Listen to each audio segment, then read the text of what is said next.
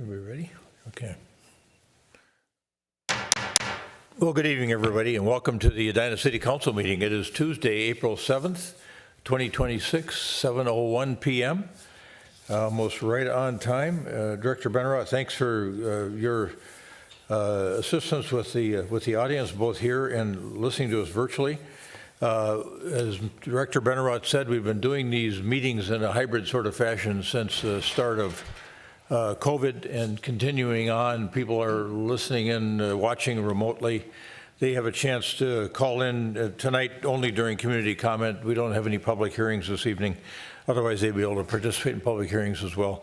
But as Director Benarott mentioned, even in community comment, if it's something that's on the agenda this evening or otherwise scheduled for a future public hearing, those would be two off-limits topics for any community comment. So having provided that information, and we'll also talk to folks and let people that are residents or others that want to speak to the council in chambers speak first, and then we'll go to the online folks if there are any here that want to talk to us.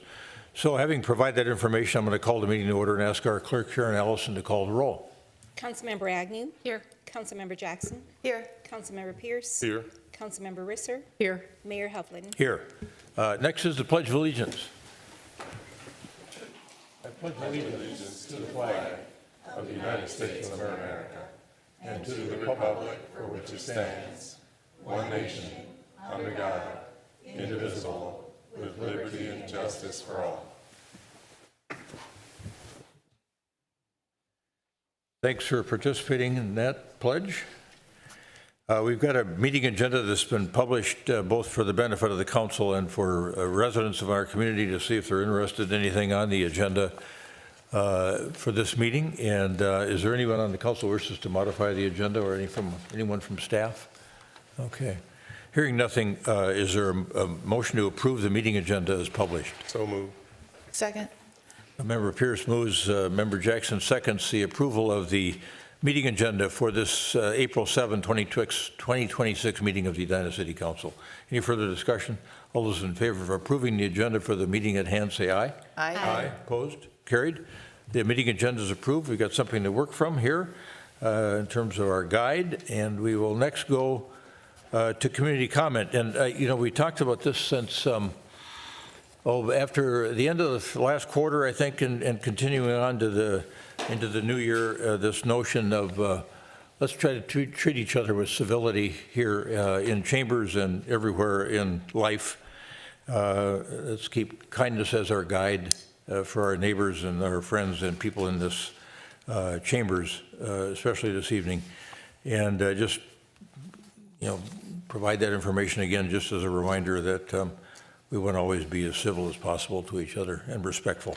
So I'm going to now turn to people in the audience that might wish to address the council on matters of concern to them. And 3 minutes, of course, is the time that you'll have. You'll get a yellow light when you got 30 seconds left, and you should be wrapping up your comments. All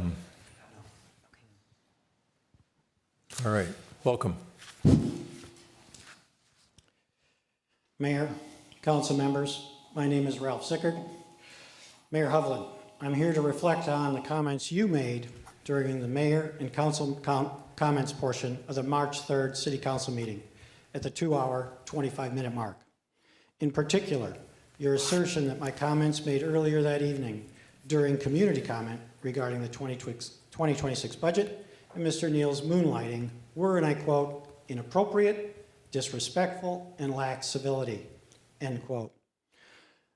I'll leave it to others to listen to our comments from that night, but for my part, it's your statements, Mayor, that were disrespectful and inappropriate.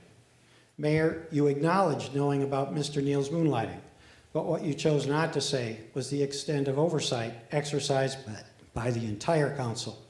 Nothing about dates or hours worked, nor did you speak to the use of city resources, evidence of which appears to have occurred at least at some level. Nor did you choose to address the millions of dollars on top of the general levy picked from taxpayers' wallets via other taxes or the millions in spending pushed out to future years. To use a phrase you're familiar with, I too consider myself a shareholder of Edina.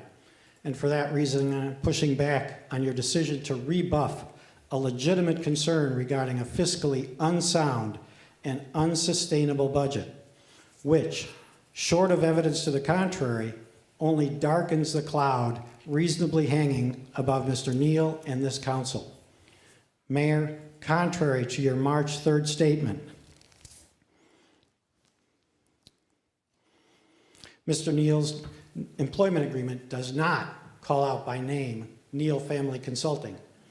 So while I acknowledge that Manager Neal's contract does allow paid work outside his role as city manager, in my opinion, there is a world of difference between an occasional stipend for a speaking engagement and a website promoting a 9-to-5 business venture, especially for a public employee whose base salary is some $260,000.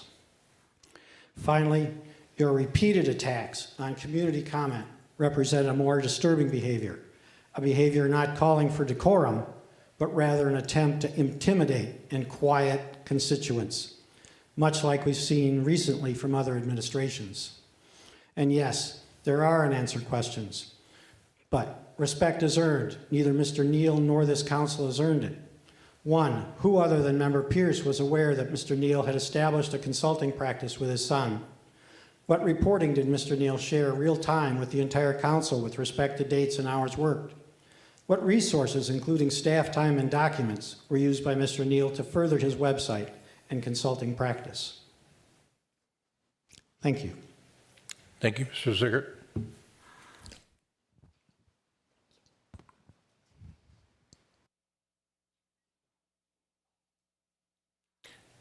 Good evening. Good evening.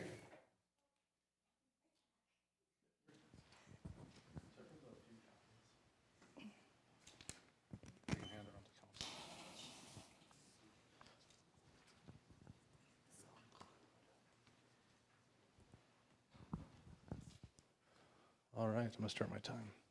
Good evening. My name is Rick Vining. My address is 6617 West Shore Drive. I believe it was 7 years since speaking here at City Council. When I ask AI things that nearly everyone can agree is beautiful, sunrises, sunsets, a calm reflective body of water, and a path along a riverbank or shoreline are among the most common human experiences that evoke awe, peace, and sense of wonder. Some of these universals are currently under threat. There are 91 flags representing trees along the shoreline of Lake Cornelia. 91 trees along the shoreline creates a forest and forever changes this land. On July 16, 2019, City Council minutes show a resolution was passed that stipulated the buffer, height of plantings, and supporting approved plans. These plans and actions had a significant cost of both time and money for designing and execution. Quotes and findings from the planning and execution include the council stressing the importance of lake access and the ability to enjoy the park. Per Doug Mensing, senior ecologist with the Applied Ecological Services, savanna plants of 3 feet or less would enhance the emergent zone and improve habitats for fish and frogs. The council stressed the importance of lake access and the ability to enjoy the park. We have witnessed hundreds of people, and I'm not even home all the time, mind you, since 2019 take pictures down on the shoreline. Family pictures, pictures of wildlife and sunsets. My personal family pictures were down there. Those would not occur if the 91 large trees are planted as shown in the diagram shared. July 4th fireworks would be hidden from those who enjoy sitting at a blanket on the shoreline. This project needs to be halted, and the proper community consultation process needs to occur. I want to stress, we are not against trees. They are beautiful and literally give us life. We are opposed to trees not strategically planted and arbitrarily in placement. It's like the city has a budget for trees, needs to plant 91 trees, they just throw them in this small park and get the funds as marked. The objective of being to spend the budget and not beautification or enjoyment. This area is exceedingly sunny, is not exceedingly sunny, as enjoyed as it is. There is one proposal also discussed in 2019 that the City Council minutes have, and that over the last 7 years has shown as more favorable. Facts. This proposal allows the city to never have to maintain the land again. It increases the city's tax base. It also keeps the buffer, which we already maintain the land by completing both fall leaf cleanup as well as mowing. At the City Council brought up in 2019, sell the land to us, sell it at market value, tax us for shoreline, and have stipulations such as buffer maintenance and fertilizer restrictions, even though phosphorus is illegal in Minnesota yard fertilizer. In fact, the leaves from these 91 new trees would harm the lake even more. Leaves falling into lake significantly harm water quality by releasing excess nutrients, particularly phosphorus, during decomposition. which triggers algae blooms and reduces oxygen. It is clear the City of Edina Parks Department's end goal is to not have to maintain the land. Let the community that treasures the space take care of it. At a minimum, please visit the park, walk the shoreline, compare the flags and the tree planting positions. Look at this diagram. Why does it feel like the City of Edina does not consider the people who view, maintain, and use this every day? This is not just city land, it is public's land. Thank you. Yeah, thanks. I think we've also seen some correspondence from you and your spouse. So appreciate that input on this issue. Thank you.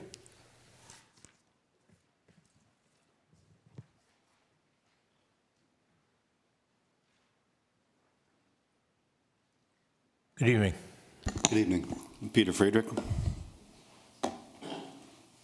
And all we need is your name. Peter Friedrich. Thank you. Edina is cited by name in a resolution currently moving through the Minnesota State Legislature, SF 4115 in the Senate and HF 4098 in the House, as evidence for why it should pass, and I am here because this council should understand what that resolution would do to your city's institutions before your name advances it any further. The resolution directs state and local agencies, meaning Edina's police, schools, and city employees, to incorporate a concept called Hindu phobia into anti-bias training.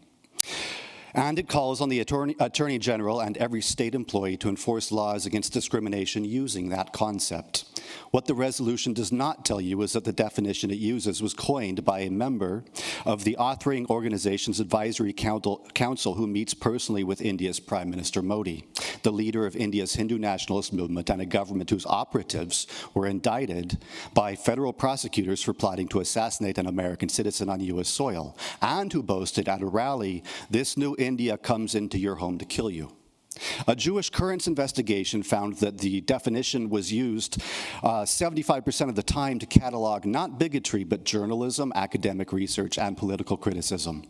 The organization that wrote this resolution is the Coalition of Hindus of North America, CONA. CONA presents itself as a civil rights group, but its record tells a different story.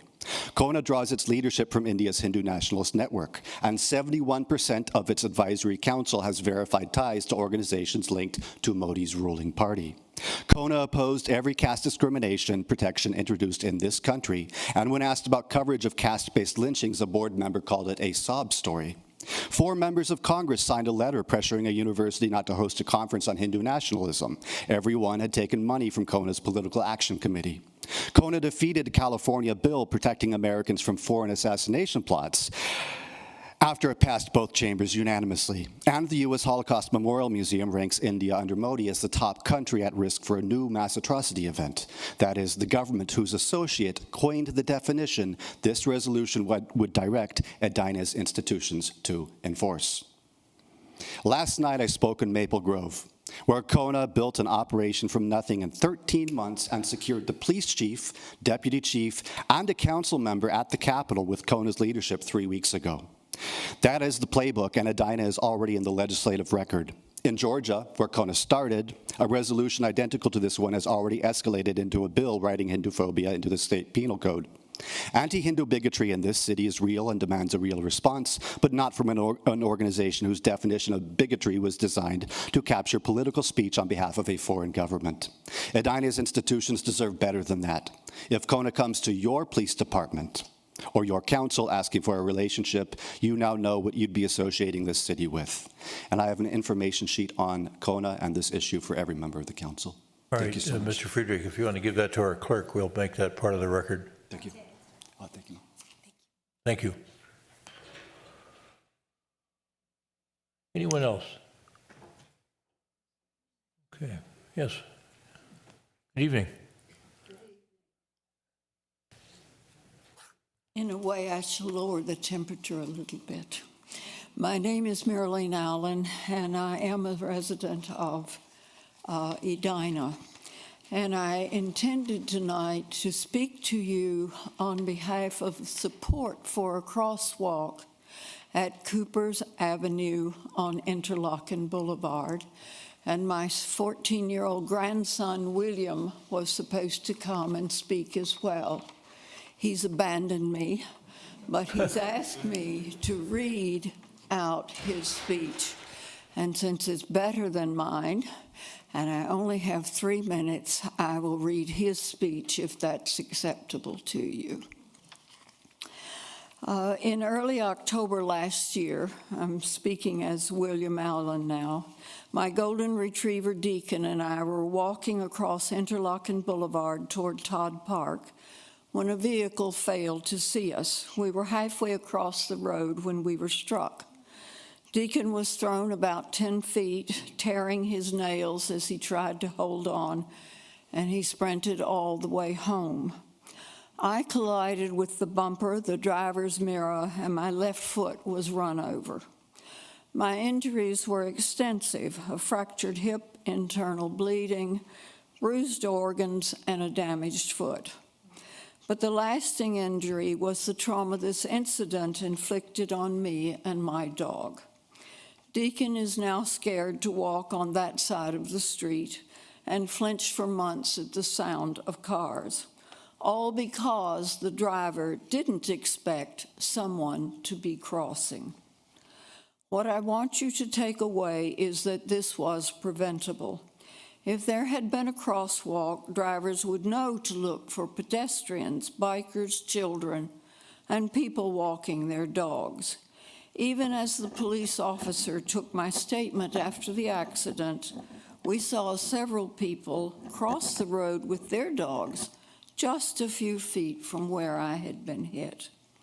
Our house faces Interlochen Boulevard, and I witness people walking every day, always a few, but many of all ages when the weather is as beautiful as it was on October 9th. The activity of the neighborhoods surrounding Interlochen are not bound by the confines of the boulevard. People cross back and forth for many reasons. Kids, teens, families, walkers, runners, and bikers, the list goes on. All cross Interlochen Boulevard to reach the tennis courts, Todd Park and Highland area, the country club, for treats at the holiday station, or Caribou, or to visit friends. Adding something on my own, if I may, I know that you are aware that Interlochen Boulevard, whatever its name, runs all the way from Highway 7 in almost straight as an arrow to the other end at Vernon or 50th Street West. It's over 2 miles. The growth of vehicles and population at both ends has been phenomenal. And I know that this council is aware of this and is trying to manage this for the safety of drivers by putting in all of the work on Vernon, the new bridge, the enlarged intersection, all of the roundabouts that you have put in. But for over 2 miles, there still remains no way to cross Interlochen Boulevard safely. There is a crosswalk at Vervarken, which is almost at 50th Street, and then there's nothing until you reach the stoplight at Excelsior. There's no way City Council can stop neighbors crossing Interlochen Boulevard, but it is possible to make it safer for them. Please vote in favor of the development of a crosswalk at Cooper's Avenue.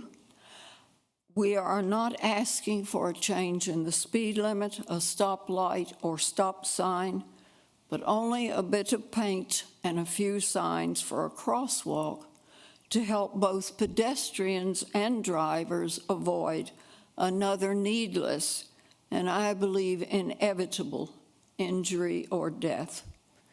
It's a small step to nudge the future, but to someone, it may turn out to be priceless. Thank you. Thank you, Ms. Allen. Thanks for coming in. Anyone else in the audience? Let's turn now to the virtual world, see if we have anything there. I do not have anyone online. Okay.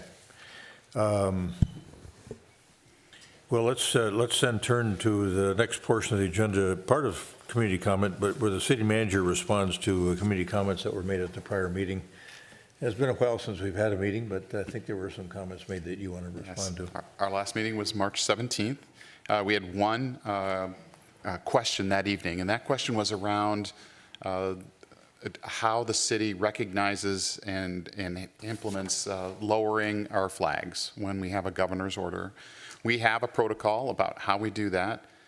Jennifer is our key person in that process. She's the one that gets that order directly from the governor's office and then distributes it to the various facility managers and folks in the various facilities around our city where we have flagpoles.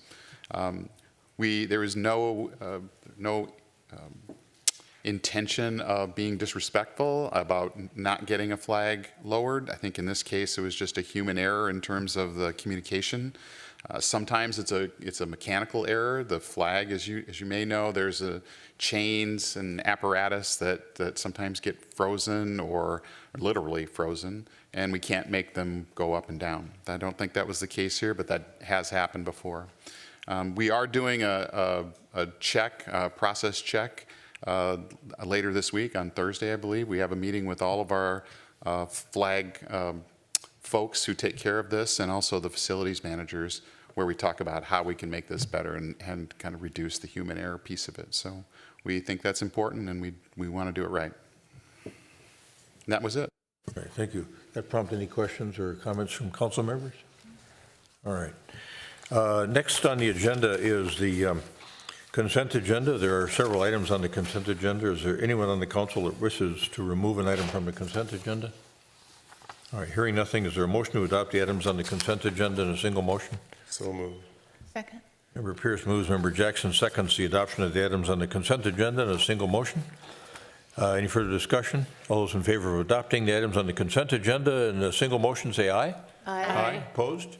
Carried. Those items 6.1 through 6.16 are all adopted and approved. So thanks for that. And then we are moving on to special recognitions and presentations. And we've got some of our residents with us tonight for some of these matters. And the first one is something that Edina has done for many, many years. We might, Mr. Nemiroff will remind me, but I think we might have missed last year.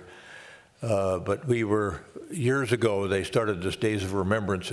The notion came out of Washington, D.C., and I remember Edina was an early adopter through its Human Rights and Relations Commission of recognizing that day and having an event, usually on a Sunday here in City Hall, and did it for over a decade, I think. And Mr. Nemiroff is making sure that we continue this this work through his efforts as a volunteer in our city. I'm going to read a proclamation about Days of Remembrance, and I'm going to give it to Mr. Nemiroff, and then we're going to have him talk a little bit about when the event is going to occur and some of the things that we can expect as part of that presentation. The proclamation for Days of Remembrance involves a period of time, April 13th through the 20th, 2026. And the proclamation reads as follows. Whereas the Holocaust was the state-sponsored systematic persecution and annihilation of European Jewry by Nazi Germany and its collaborators between 1933 and 1945. And whereas an estimated 6 million Jewish people, along with millions of Romani, disabled, LGBTQ+, and political dissidents, among other marginalized groups, suffered grievously and were murdered under Nazi tyranny. And whereas the history of the Holocaust offers an opportunity to reflect on the moral responsibilities of individuals, societies, and governments. And whereas in 1979, the United States Congress established Days of Remembrance of the victims of the Holocaust to coincide with the dates of liberation by American troops of the Dachau concentration camp. And whereas the Days of Remembrance have been set aside as a time for all to remember the victims of the Holocaust, as well as to reflect on the need for respect of all people, to strive to overcome intolerance and indifference through learning and remembrance. And whereas the community of Edina is dedicated to the principles of individual freedom and a just society, and whereas the Edina community honors the memory of the victims, survivors, descendants, rescuers, and liberators of the Holocaust victims. And whereas the people of the city of Edina remember the terrible events of the Holocaust, including the deaths of more than 1 million children, and remain vigilant against hatred, persecution, and tyranny. Now therefore, the City Council of the City of Edina hereby proclaims the week of April 13th through the 20th, 2026, including the Day of Remembrance known as Yom HaShoah, as Days of Remembrance in the City of Edina, and calls upon the people of Edina to join their neighbors in recognizing this week and are invited to the Days of Remembrance event titled "The Cello Still Sings: Courage and Conscience, One Conversation at a Time" by author and speaker Janet Horvath, to be held Tuesday, April 14th, 2026, 6:30 to 8 p.m. at Edina Fire Station number 2. Those in favor of adopting the proclamation say aye. Is there a motion to that effect? So moved. Second. Member Jackson moves, Member Pierce seconds the adoption of the proclamation involving Days of Remembrance and the week of April 13th through 2026, recognizing Days of Remembrance and the Holocaust. Any further discussion? All those in favor of adoption of the proclamation say aye. Aye. Aye. Opposed? Carried. The proclamation is adopted. I'm going to walk down and hand it to our resident, Ian Nemiroff, and then I'm going to have Mr. Nemiroff comment a little bit about more in depth about what's happening that evening. Thank you very much, Mr. Be a photo involved here too, if I don't. Thank you very much, Mr. Mayor. I have actually quite little to add to what you said. I mean, first I'd like to issue a few thanks. First of all, to Mayor Hovland and to the City of Edina, because the city under his leadership has been a leader in recognizing Days of Remembrance, and it's actually quite a good statement about how the city honors and remembers things like Days of Remembrance and other dates of significance to members of our community. It's a very honorable thing that the city does. Second, I want to thank Councilmember Jackson, who found our speaker this year, Ms. Horvath, from the retired member of the Minnesota Orchestra, and she'll be speaking about the experiences of her parents, who were professional musicians, who were interned at the Bergen-Belsen concentration camp, and her experiences as a second-generation survivor. I think it's a wonderful program, and I wish to thank Member Jackson for bringing it to our attention. And then finally, I wish to thank City Staff Member Thomas Brooks, who I've been working with on this program. Thomas has been a wonderful partner, just thoughtful and persistent, and just very helpful on creating this program. So I think I do want to reiterate that the program will be next Tuesday evening at 6:30 at the new fire station number 2. We hope we get some turnout, and I thank you. Thank you for the proclamation and for the work of the city on this event. Yeah, you're welcome, and thanks for reinvigorating it. I think it's been an important part of the fabric of our town for well over a decade, as we mentioned, and it's something that we should be continuing, I think, year after year after year. Let's go down for a group photo. You in the middle there, Mr. Nemiroff.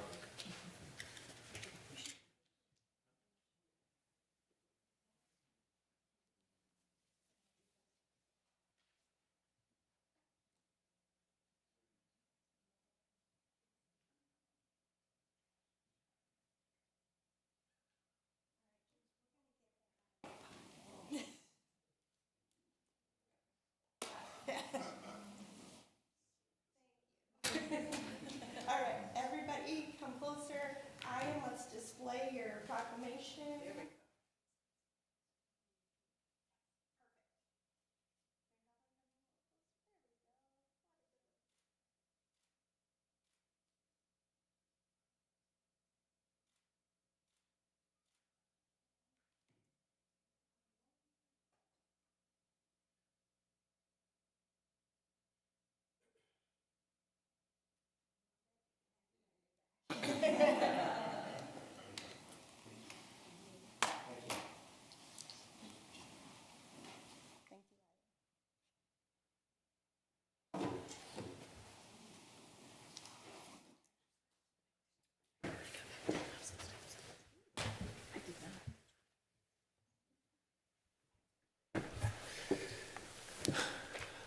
Before we, before we read the next proclamation, I want to turn to Manager Neal. We've got a new fellow that he wants to introduce that's working at the City of Edina, and I'll turn now to Manager Neal. Thank you, Your Honor. I want to introduce our new Edina City Management Fellow. His name is Assad Masood. He just started with us last week, and I wanted him to come and just introduce himself to you and tell a little bit about where he's from and how he got here. Yeah, good evening. Nice to meet you all. I was privileged enough to work with you a little bit earlier in the work session. I started last week finding my way around the building, but a little bit about me. I was in the Masters for Public Administration program at Hamlin until last spring. I was working at St. Paul Academy as their auxiliary programs coordinator for the last 3 years before that. And I've been looking to get into public administration, really public service, since I started undergrad at the U of M doing political science. But I started that in 2015, and midway through my undergrad, the political landscape shifted a bit, and I wanted to really make an impact. So getting that Master's of Public Administration really put me in a position to be around great people like Scott and Ari, and I'm really excited to get started with you all. Thank you. Yeah, we're pleased to have you here. When we were upstairs in the work session, I wanted to take the time to find out. I thought, well, maybe it's a new tech person, and I wasn't sure who it was and didn't think about the internship, but yeah, welcome. Thank you so much. Sure, pleased to have you here. I appreciate that. Thank you. All right. The next proclamation we have this evening is involving Public Safety Telecommunicator Week, and Janelle Harris, I think, is with us this evening. Here's the proclamation. And this would recognize 911 Public Safety Telecommunicator Week as April 12th through the 18th, 2026. Whereas emergencies can occur at any time that require police, fire, or emergency medical services. And whereas an emergency occurs, the prompt response of police officers, firefighters, and paramedics is critical to the protection of life and the preservation of property. And whereas the safety of our police officers, firefighters, and paramedics is dependent upon the quality and accuracy of the information obtained from residents who telephone or text the Edina Communications Center. And whereas public safety telecommunicators are the first and most critical contact our residents have with emergency services. And whereas public safety telecommunicators are the single vital link for our police officers, firefighters, and paramedics by monitoring their activities by radio, providing them with information and ensuring their safety. And whereas public safety telecommunicators of the Edina Communications Center have contributed substantially to the apprehension of the criminals, suppression of fires, and treatment of patients. And whereas each public safety telecommunicator has exhibited compassion, understanding, and professionalism during the performance of their job in the past year, now therefore be it resolved that the City Council of the City of Edina does hereby proclaim the week of April 12th through the 18th, 2026 as National Public Safety Telecommunicator Week in the City of Edina in honor of the men and women whose diligence and professionalism keep our residents and our city safe. Is there a motion to adopt that proclamation as read? So moved. A second. Member Pierce moves. Member Agnew seconds the adoption of the proclamation involving Telecommunicator Week, designating Telecommunicator Week as April 12th through the 18th, 2026. Any further discussion?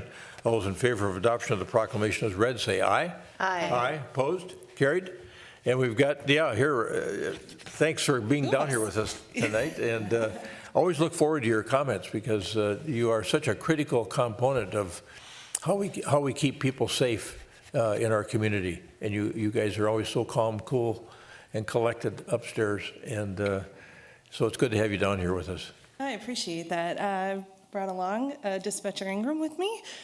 She's here to, on behalf of the other dispatchers, to hear the comments of the proclamation and some of the words that I have to say tonight. But I really do appreciate you voting in this upcoming week as National Public Safety Telecommunicators Week as recognized by the City of Edina. I'm honored to stand before you today as we recognize a group of professionals whose work is absolutely, as you said, critical to the safety and well-being of our community, our 911 dispatchers. Just a little background. Dispatchers are the first point of contact in emergencies. They remain calm while handling multiple calls at once, coordinating police, fire, and medical responders while updating them with critical information. They must extract accurate information from panicked or distressed callers, all while managing the stress of high call volumes and the emotional weight of hearing traumatic events that they cannot physically intervene in.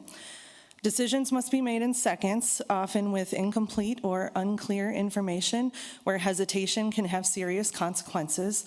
They navigate complex and highly technological systems like our CAD, our radios, our telephones, and various emergency databases. Their dedication is unmatched. They work irregular and very long hours, reporting to their shifts in all weather. We've had some wild weather this year, truly understanding the 24/7 nature of the profession. In fact, we've even had recently dispatchers stay the night in town at the fire station to make sure they can make it in during this last snowstorm for their early morning 6 a.m. shift. So they've given up time at home with their families on multiple occasions to do that and be there for the public that we serve. So today, as I accept this proclamation recognizing National Public Safety Telecommunicators Week, we not only honor their incredible dedication, we acknowledge these challenges they face, the resilience they show, and the lives that they save. This week is a reminder to our community that these professionals are more than voices on a phone. They are lifelines and an indispensable part of the public safety chain of survival. National Public Safety Telecommunicators Week is our opportunity to say what often goes unsaid. Thank you. Thank you for your patience, your time, your professionalism, and your empathy. Your work matters. Every call matters. Every second matters. And next week, we celebrate you and your peers and the profound impact you have on our city every single day. So thank you. Thank you. Thank you. I think we're going to do thanks for that. I'm going to walk this down, and I'm going to ask the council to come with me so we can do another photo with all of you.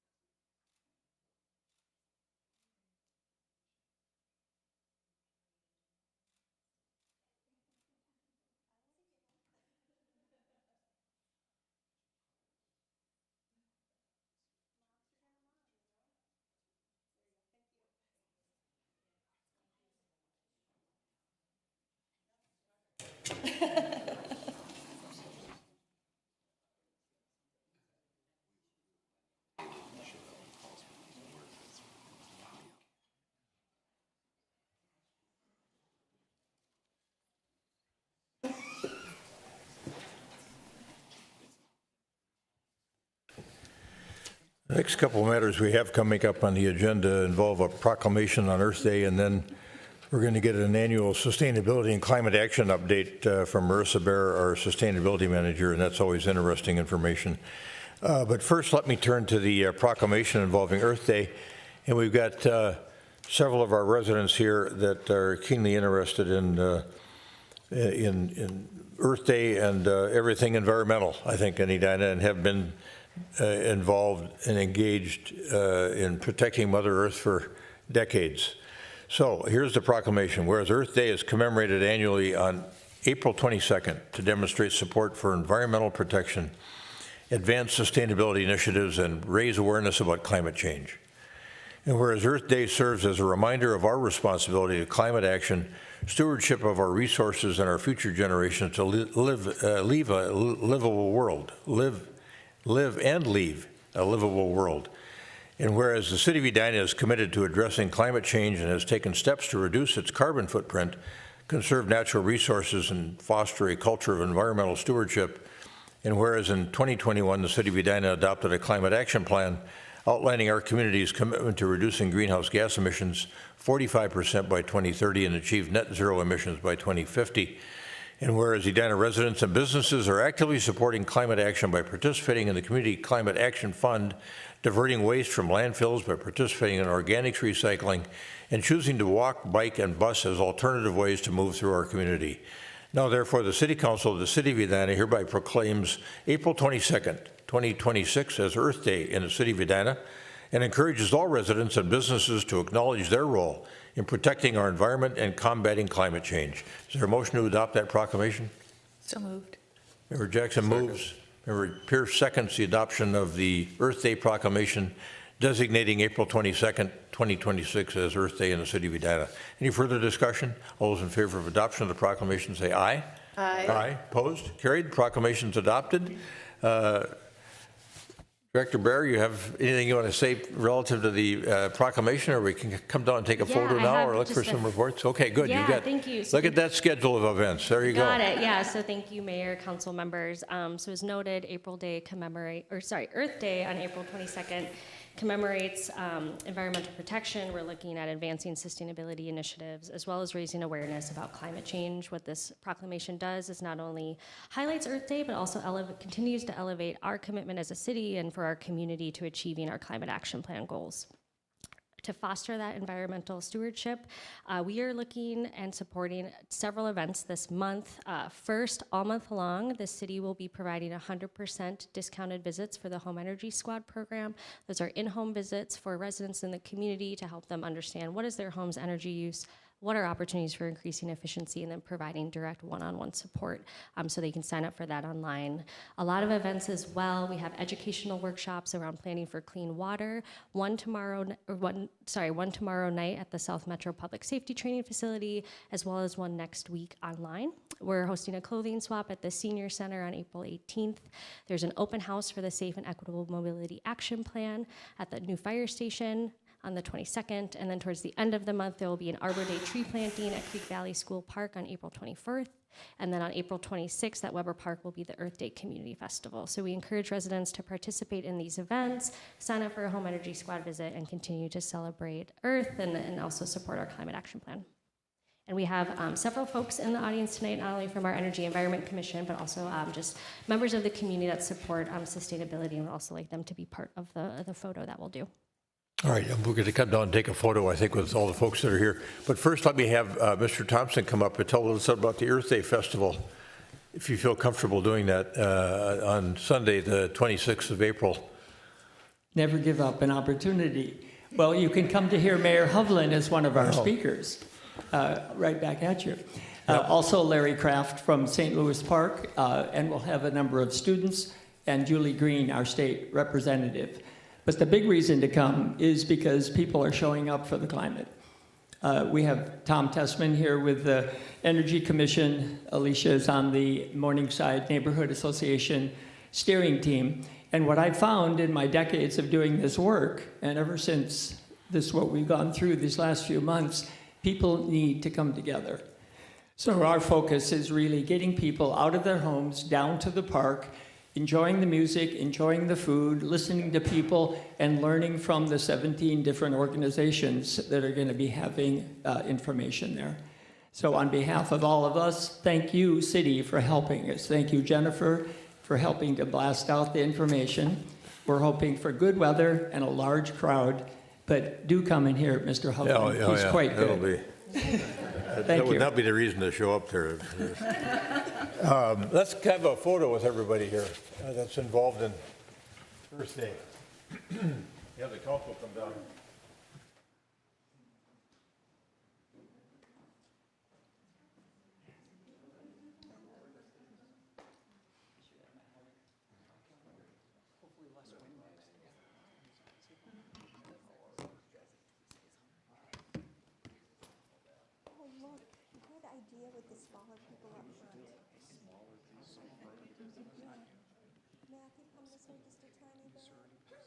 Forward just a little bit, maybe between Matthew and Carolyn. Oh, you're trying to? Yeah. Yeah, there we go. There we go. That's a cozy looking family. Okay, big smiles.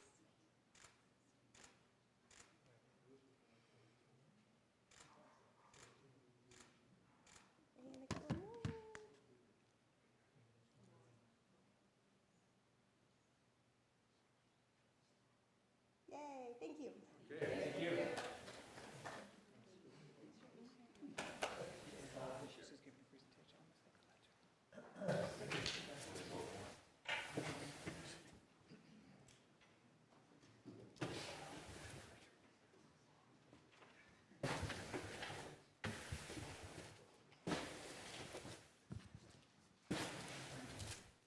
Well, as I mentioned earlier, we're going to be able to hear our annual sustainability climate action plan update as well from Marissa Bear, our sustainability manager, and look forward to hearing the information you have to share with us. I'm sure the public will be very interested in it as well. Great. All right. Thank you, Mayor, council members. So tonight, as noted, I'll be giving the division update for the sustainability group here. It is a mighty division of two, myself, Marissa Bear, sustainability manager, and then Matthew Gabb, our sustainability specialist. So tonight I'll walk through progress towards our climate action plan goals, give update on funding related to our conservation and sustainability fund, as well as grant funding that we've secured, and then highlight some of the implementation activities that happened last year. As a reminder of the Climate Action Plan, so this is the guiding document for the Sustainability Division's work. We're working and achieving our city budget value of sustainability. Our climate vision is to help those who live and work in Edina imagine and achieve a future where the earth and all who live on it thrive. Our goal is to reduce greenhouse gas emissions 45% by 2030 and achieve net zero emissions by 2050. Where we're seeing emission reductions and measuring those are in the transportation and land use sector, buildings and energy sector, waste management, and then water and wastewater sectors of the Climate Action Plan. We have several other sectors related to green space, climate health, climate safety, and food systems that contribute towards climate resiliency as well as help mitigate greenhouse gas emissions. As we look at our progress towards goals, so based on our 2023 greenhouse gas inventory, we've achieved a 17% reduction in greenhouse gas emissions. This is on track with where we expect to be, but that emissions reduction is primarily due to grid decarbonization. So Xcel Energy is investing in carbon-free generation that is contributing towards our electricity consumption and our emissions reduction. Later this year, we'll be completing our 2025 greenhouse gas inventory, which will give us a better update on where we're at and are we maintaining that reduction in progress or has there been a change, and help us understand how we should move forward. As we look towards 2030, we do need to maintain our current reductions as well as reduce additional emissions, approximately 197,000 metric tons of carbon dioxide. And most of those reductions need to happen in the transportation and building sectors. So moving on to funding, the Conservation and Sustainability Fund, also known as the CAS Fund, supports implementation of the Climate Action Plan. In 2025, revenue was higher than 2024, with approximately $1.5 million in franchise fee and other revenue sources. The primary driver for that increase was an increase in franchise fee revenue than budgeted, as well as elective pay tax credits that we received for EV purchases, and then as well as some interest payment for a delayed payment on our tax credits. For expenses, we expended about $1.3 million last year. A lot of that money went towards capital investment, so we provided funding for efficiency improvements, 2 new solar systems, one here at City Hall, one at Fire Station 2, buying new electric vehicles, hybrid vehicles, supporting sustainability program and policy implementation, and then also providing some matching grant funding requirements that we had to meet to secure grant funding. And moving on to grant funding, so we are very fortunate in the Sustainability Division to have a staff member, Matthew Gabb, dedicated towards pursuing these grants. So to date, last year, we secured $1.96 million in federal, state, and other funding. To date, the Sustainability Division has secured $4.5 million in funding, and that has made a significant improvement and significant impact on us being able to implement our climate action plan. To highlight some of the funding secured last year, so for electric vehicles related to elective pay tax credits, we received $88,406. We also received funding for a lot of capital investment, new shade structures at Fred Richards Park, the York Avenue Pond Lift Station, and then the updated aquatic center boiler room. We're expanding the canopy there. There'll be solar on that canopy, providing power to the site, and then also expanding our public property ash tree removal and replacement program. So thinking about the future of funding, the new % franchise fee model should maintain similar revenue to prior years, but could be affected by weather, utility rates, just changes in consumption. We are assuming all new federal grant opportunities are going to be limited based on the current administration guidance around climate and sustainability initiatives. We also saw last year, elective pay was essentially eviscerated by HR 1.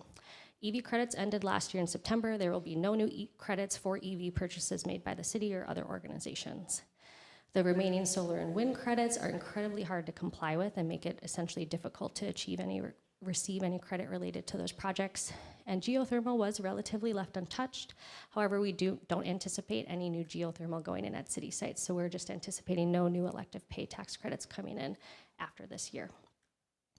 And the remaining state grant funding is for natural resources. We're seeing a lot of funding for stormwater, trees, planting, which is great. We love that work, but funding expired for energy-related programs. And we don't anticipate any new opportunities there unless if funding is reinstated. And so we did include a legislative priority, just elevating the importance of refunding those expired programs. We as a community benefited with some of that funding and would like to see that come back.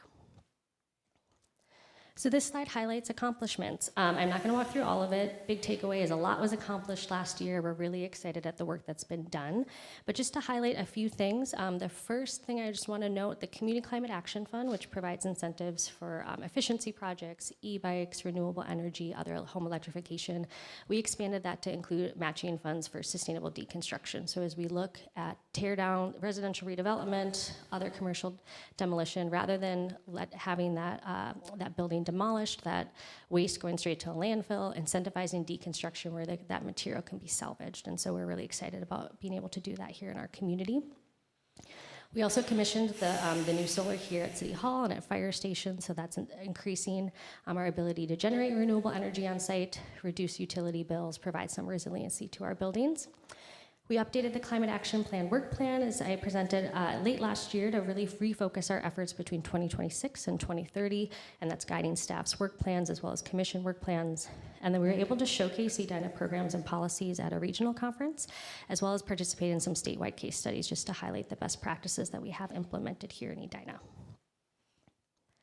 So to dive a little bit deeper, I'm going to highlight impacts by programs, policies, and capital investment. First, to just start with our programs. So the first item here, the Community Climate Action Fund, which is, I noted, provides matching funds for energy efficiency, electrification, renewable energy projects, provided funding to 60 projects with $109,000 of city funds dispersed. That city funding leveraged almost $900,000 of private investment in Edina, which we're really excited about to see. Of city funding, we were really able to leverage that, make further investment in our community. We also buy down energy audits for residents and businesses. In 2025, we saw 250 residential assessments and 11 business assessments that were supported by city funds. And then finally, the Electrify Everything Minnesota program outreach. That's an opportunity for us to provide education and resources to residents about home electrification. We hosted 3 online webinars. We hosted 1 in-person tabling event, and then we also helped create a new online incentive calculator that really tailors that information to folks based on their household income, size, tax filing status, and zip code. You enter that information, what pops up on the screen is a list of different savings programs across different projects that that person can take advantage of based on their inputs. And so we're really excited about that because it also now integrates the City of Edina Climate Action Fund as well. For capital investments at City Hall, we have completed our City Hall energy management program. One highlight is the new solar PV is anticipated to generate about 200,000 kilowatt hours a year, and that's approximately 20% of this building's electricity use that we're now generating on site. We also installed 1 new EV charger for police EV fleet. At Fire Station 2, a lot of sustainability elements. That building is B3 certified, meaning it is a more sustainable building than otherwise would be built. Highlighted there, we have 28 geothermal wells, 150 kilowatt solar system on the roof, and then also 3 level 2 EV chargers that provide charging for fleet as well as for public access as well. And then we're also continuing with our fleet conversion for green fleet with 4 new electric vehicles and 2 new hybrid electric vehicles in our fleet for folks to drive. And that replaced traditional combustion engine vehicles. As we look at policy, our efficient buildings ordinance, that ordinance was updated last year to align with the state program. So that ordinance now only focuses on smaller buildings, 25,000 to 49,999 square feet buildings. Approximately 75 buildings are applied for this policy, and 82% submitted their reports. That's about 5 to 7% lower than prior years. However, if we look at just that smaller building set, it's consistent with how they complied with previous years' policies. For the sustainable building policy, which is for projects that receive city funding or plan unit development, or as a city project, they have to meet certain sustainability standards. And so we reviewed 2 city projects as well as 2 private projects in the community that are working towards sustainability certification like LEED or B3, as well as installing EV chargers and meeting the Sustainable Building 2030 energy standard. The carryout bag fee ordinance, we now have 2 years of reporting done, which means we have about 18 months worth of data available to us. In 2025, 60 businesses reported distributing 2.49 million carryout bags. One thing I'll note here is 60 is much lower than what we would expect to receive in terms of expectation of who might have to report. This is self-reported data. There's no penalty for not reporting. What we have noticed that several large retailers like Target and Walgreens, as well as several smaller retailers at the Southdale Mall, Galleria Mall, and 50th and France did not submit reporting. The other item I want to highlight that our division is really proud of is extreme heat report completed in Edina, extreme heat report completed that focuses on Edina. So what this report does is it evaluates extreme heat in our community and identifying those locations with higher than average temperatures than others. What we saw with the data is we were able to see information on vulnerable populations, health impacts, and economic impacts in our community. And then what this report also does is identify mitigation and adaptation strategies that are currently being implemented, as well as the new opportunities we should be looking at as we think about mitigating and adapting to extreme heat. Focusing a little bit more on the data, so the highest daytime temperatures are in commercial and industrial areas with the lowest tree canopy and a lot of impervious surface. We also see really high temperatures in residential neighborhoods where a high number of residential redevelopment projects have occurred and tree canopy has been reduced. Looking at the screen on the map as well in the report, those hotter areas are represented with red shading, primarily concentrated in the southeast quadrant of the city. What the data also tells us is where the lowest daytime temperatures occur, which can be upwards of 8 degrees cooler than the region, and those are in areas with high tree canopy or adjacent to parks and other green spaces, so able to mitigate that extreme heat that's occurring. So looking ahead, again, we have to maintain those current reductions, as well as reduce an additional 196,865 metric tons of carbon dioxide. As noted, significant reductions will be needed in the transportation and building sectors. With that updated 2026-2030 work plan, we're really able to leverage that as we move forward. We're looking towards the comprehensive plan, capital improvement plan, expanding on lessons learned, and then also working to secure additional funding as well as staffing to complete and initiate those projects. With that anticipated completed updated greenhouse gas inventory, which is going to have 2025 data. It'll help us better understand where are we at. Are we continuing a reduction on path with where we thought we would be, or are we higher than expected? And that can help us focus our efforts and understand where we need to really put our staff time, funding to continue those emissions reductions. And with that, I am happy to answer any questions. Thank you. Questions, comments from colleagues, council members? Yeah. Councilmember Jackson? Yes, thank you. This is always, as always, a lot of information in a short amount of time, and you handled it beautifully. Seeing Mr. Gabb in the audience, how are we doing with the soy diesel conversion? I know I've been watching oil prices go up, and I'm thinking, hey, maybe we're saving some money here in Edina. And I apologize, I didn't get you this question ahead of time. But can you give us an update on the soy diesel project? Yep, yeah, so the project that Councilmember Jackson's referencing is upfitting 10 snowplow dump trucks in the Public Works fleet to run on 100% biodiesel. That project we received a lot of federal and state funding to implement this project. We have installed the tank, it's substantially complete. We have upfitted all the trucks, and I believe it was this week that the technology provider Optimus Solutions is coming on site to turn the computer on, train our maintenance and mechanics staff to be able to run it. So we'll know here within the next few weeks, making sure everything runs smoothly, and then by the end of the year, we'll understand the removal of petroleum diesel to that biodiesel as part of our reporting on fuel consumption. So let me go. I think I missed it. When are the trucks going to be going out with the soil diesel in it? Will it be 2027? This week. Okay, yes. So all right, it's not just learning, it's they're actually going out. Correct, yeah, the system will be turned on. It's a computer system within the engine to turn, when the engine starts, start on petroleum diesel, warm it up.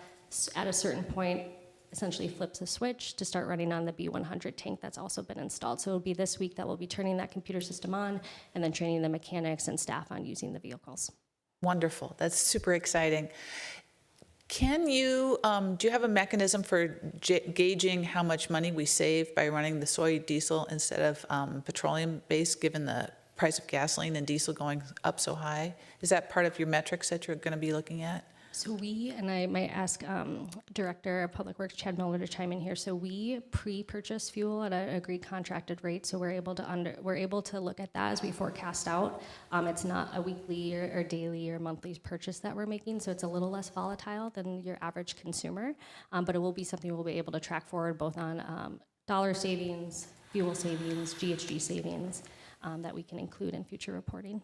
Terrific, thank you. And then we've got 2 commercial buildings going online. We've got the Opus building here and the one down at 7250 France, the Craftsman.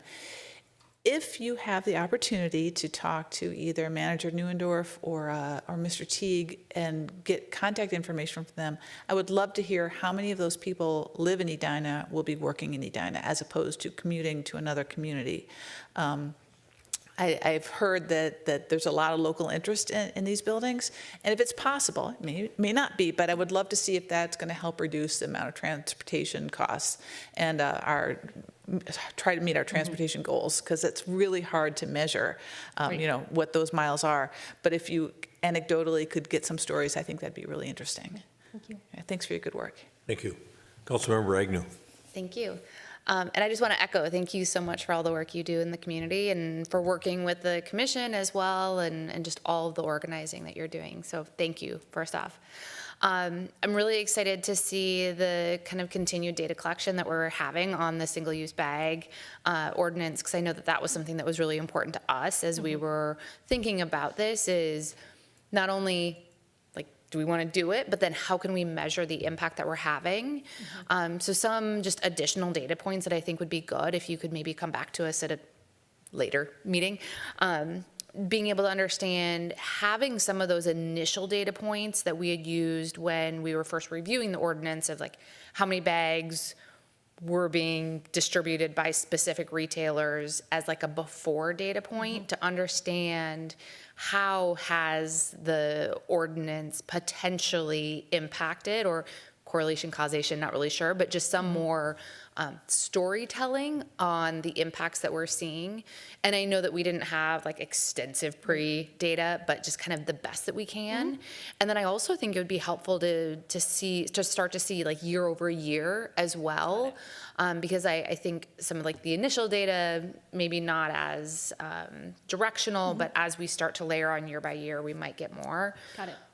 Understand it's really hard when you said, right, like even some of our biggest retailers aren't providing us that information. And maybe even like I'll offer, maybe, I don't know the best way to do this, but like if we had pre-data from some and those happen to be the institutions that aren't providing us like now follow-on reporting, maybe there's an opportunity for us to help influence and just like ask really nicely for them to participate in the reporting, because I think that would be even more meaningful to have the before and after where we can. I would appreciate any support in encouraging businesses to comply with reporting. Councilmember Risser. Thank you for this report. The images that you showing the extreme heat are really compelling, and I really do hope that they are visuals that accompany decisions that are being made for the comprehensive plan and the CIP. And I don't know if you were thinking along those lines or not, but I think it really should inform some of the things that the choices we make and how we allocate funds. And I know I've been trying to push for Lewis Park for a new rec building there, and just seeing this heat map and knowing that the current structure does not have an HVAC system and we can't have summer programming, and it is so hard to think about that, and especially thinking about the lower income housing. And so I hope your work guides our investments more. So you've tossed this out, and I think we do need to really reflect on that.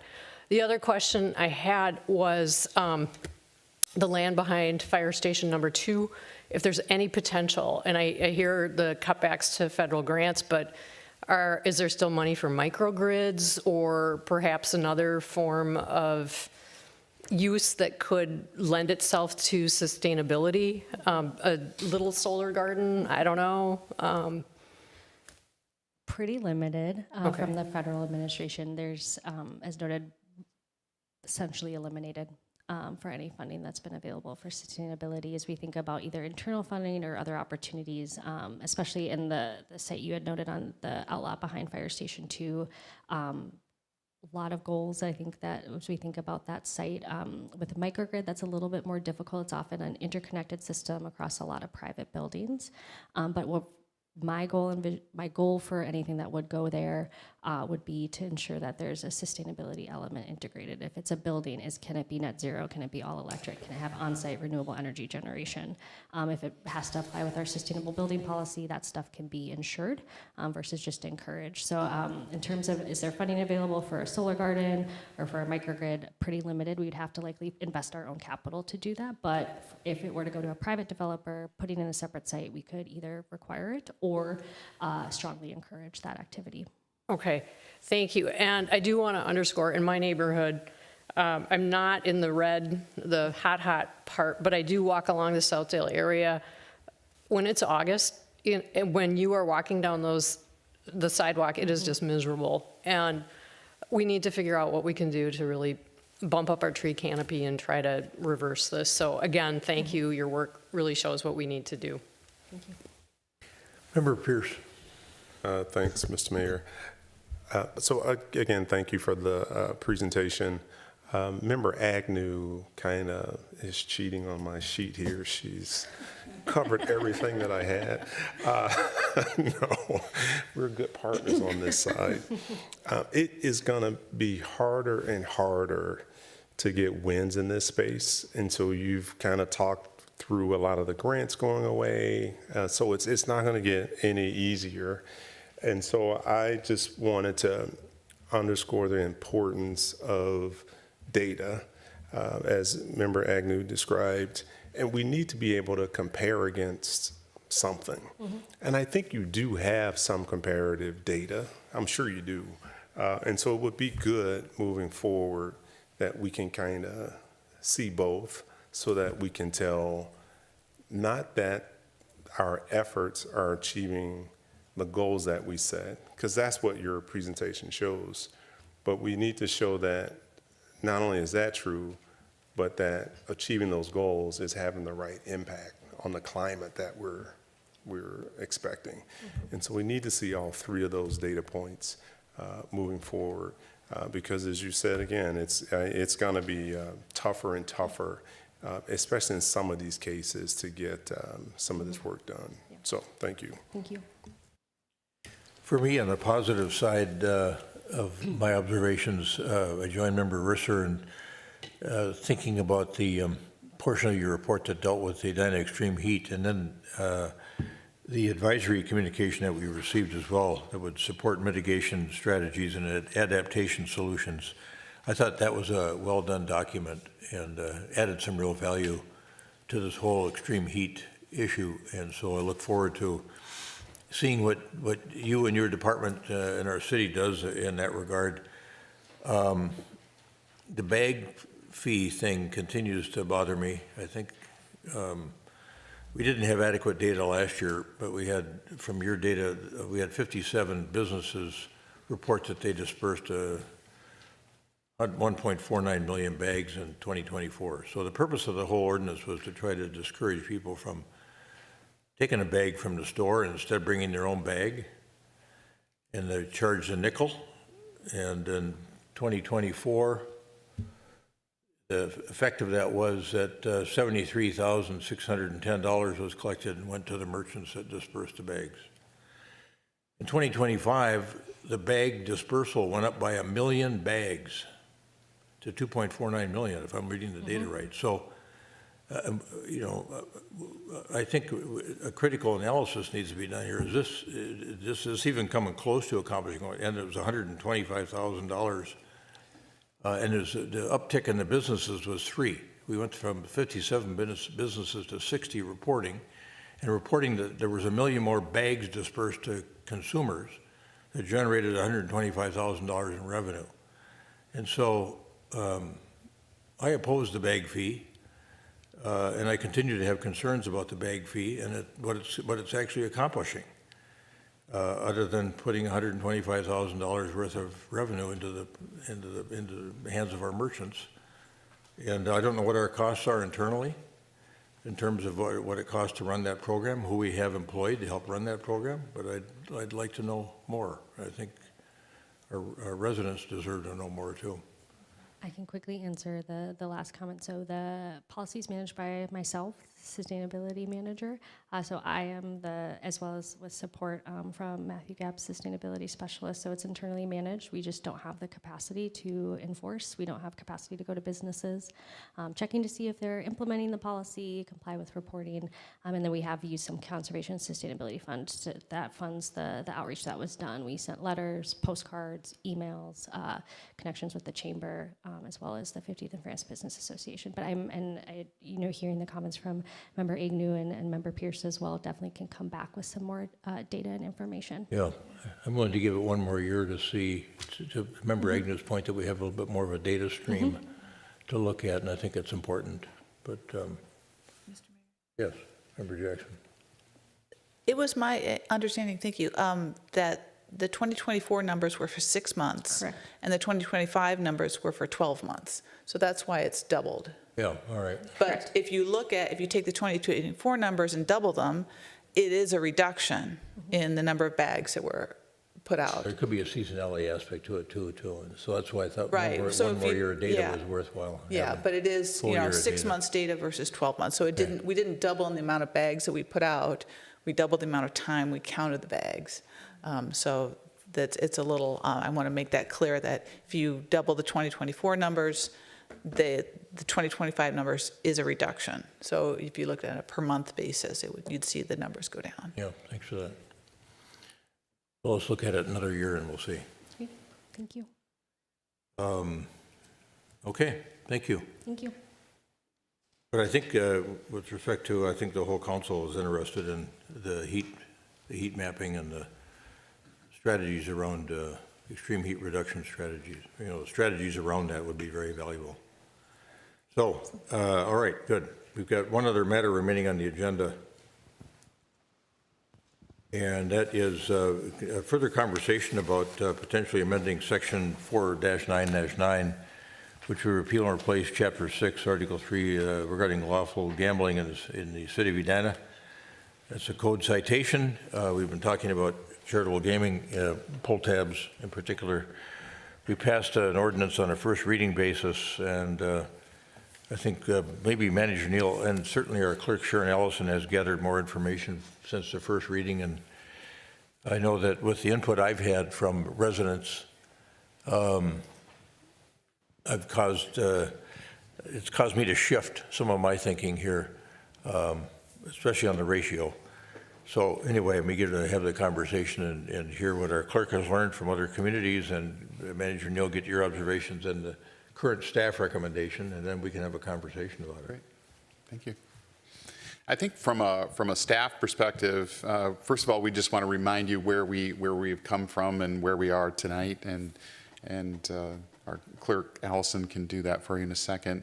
I think from our perspective as a greater staff, we really are hoping that we can move forward with this proposal. We've had interest in it. We have researched it. I think we've answered as many questions as we can about it. We haven't made really much of the moral piece of this. I think that is something that should be determined by the council, but not by staff. I think we are really advocates for trying to develop a clean, easy system when it comes to lawful gambling, a kind of system where the council really just opens the door and allows the organizations and the venues to kind of make relationships and move forward like they would in a market situation. So that's what we want to talk to you about tonight. We're also going to recommend that the council approve the 3%.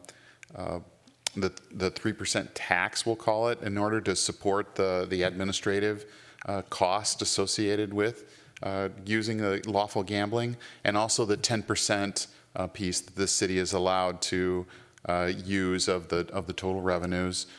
We can talk about this tonight, or we could talk about it in the future, but we would suggest earmarking that money and keeping it in a special revenue fund so that we have separate financials for it, and we can share with council and with the nonprofits and with the community about how it is spent. My recommendation would be that we retain that money for community events, special community events that currently right now require us to either go out and ask for money, ask for donations, or ask for sponsorships.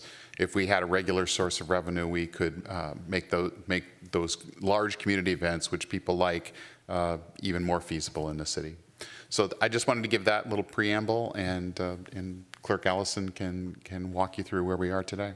Okay, thank you, Manager yes, Neal. Clerk Allison, go ahead.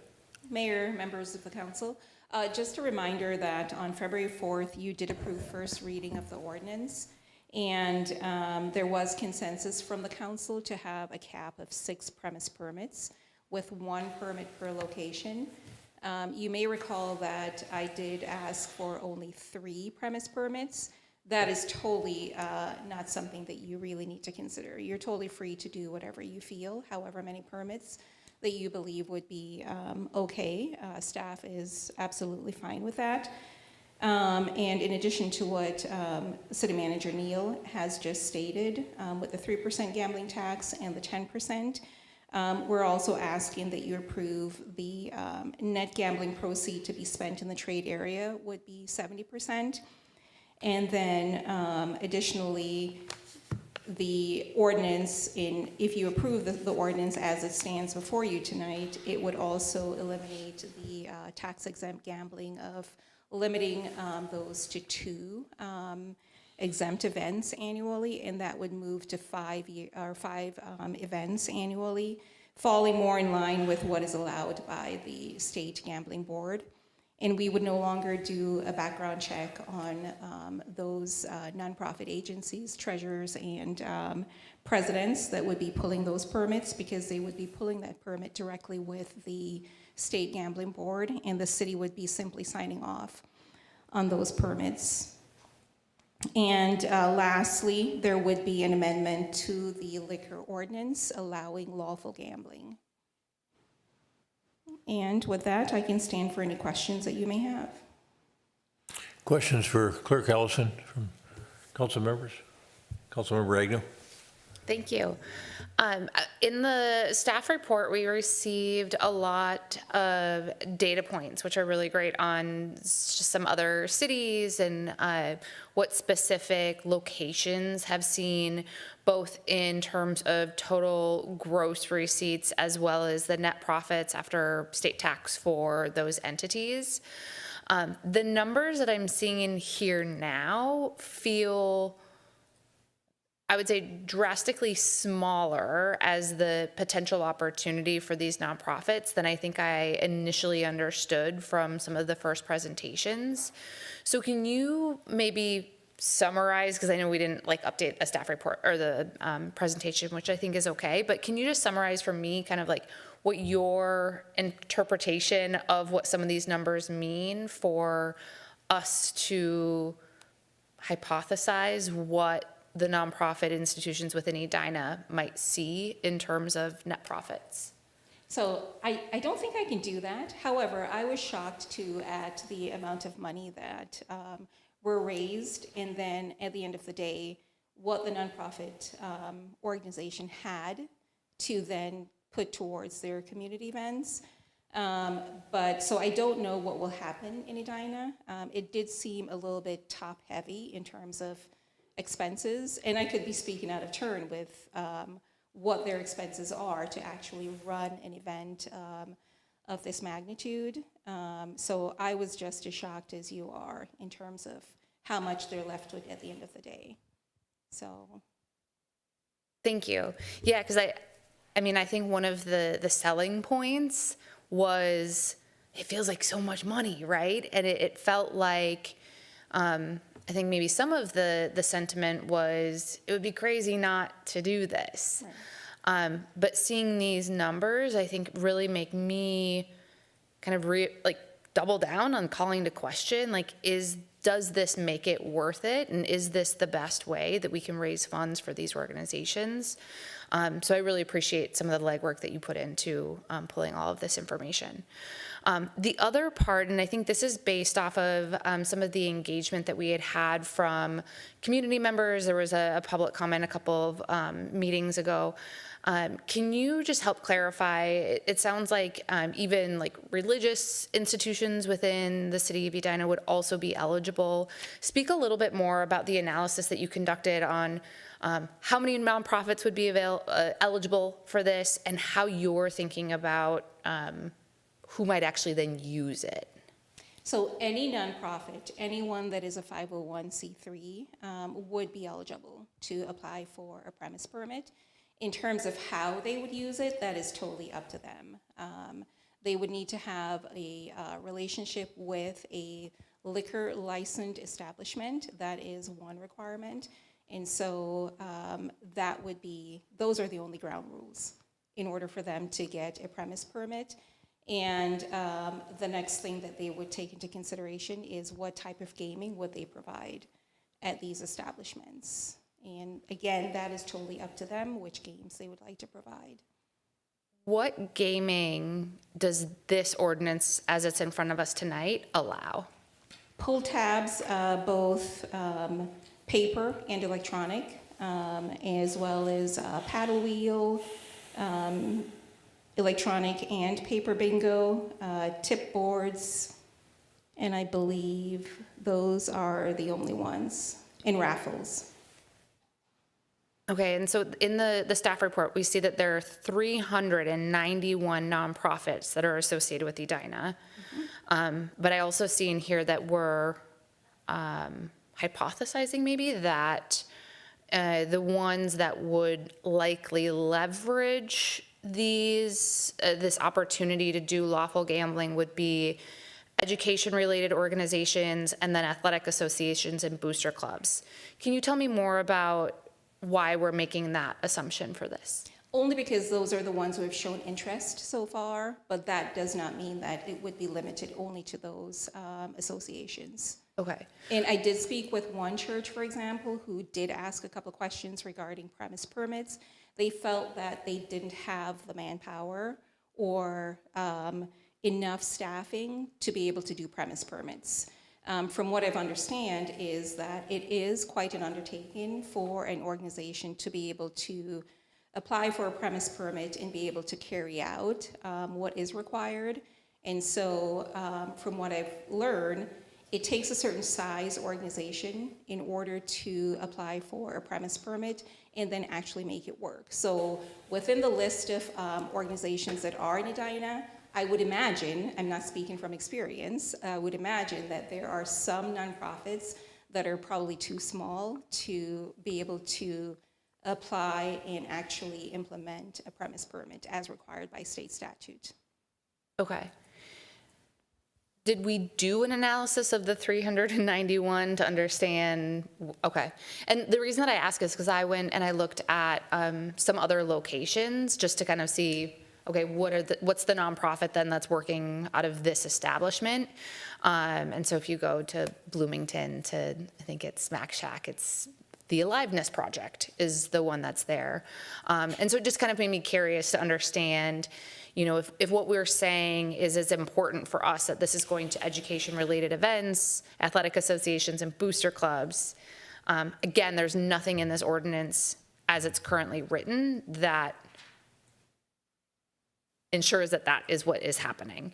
It really could be any nonprofit, right, that's in this 391 list that establishes these relationships with the premises. To be clear, the ordinance is not stating that it is only for these associations, the education or the athletic associations that are raising funds. It's for any organization.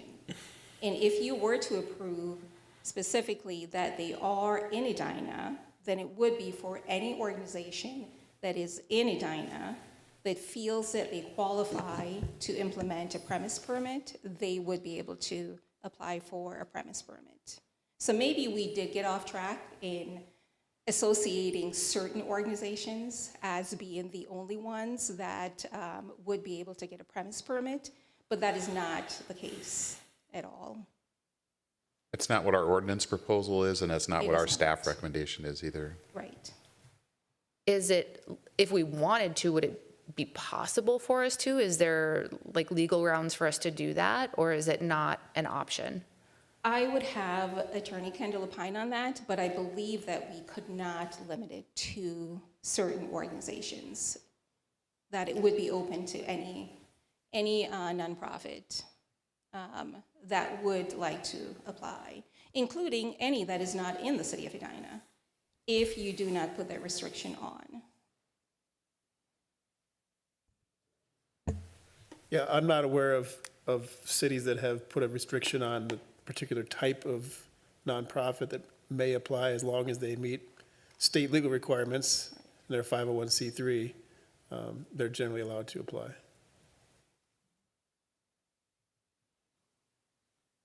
Member Risser, did you have some questions?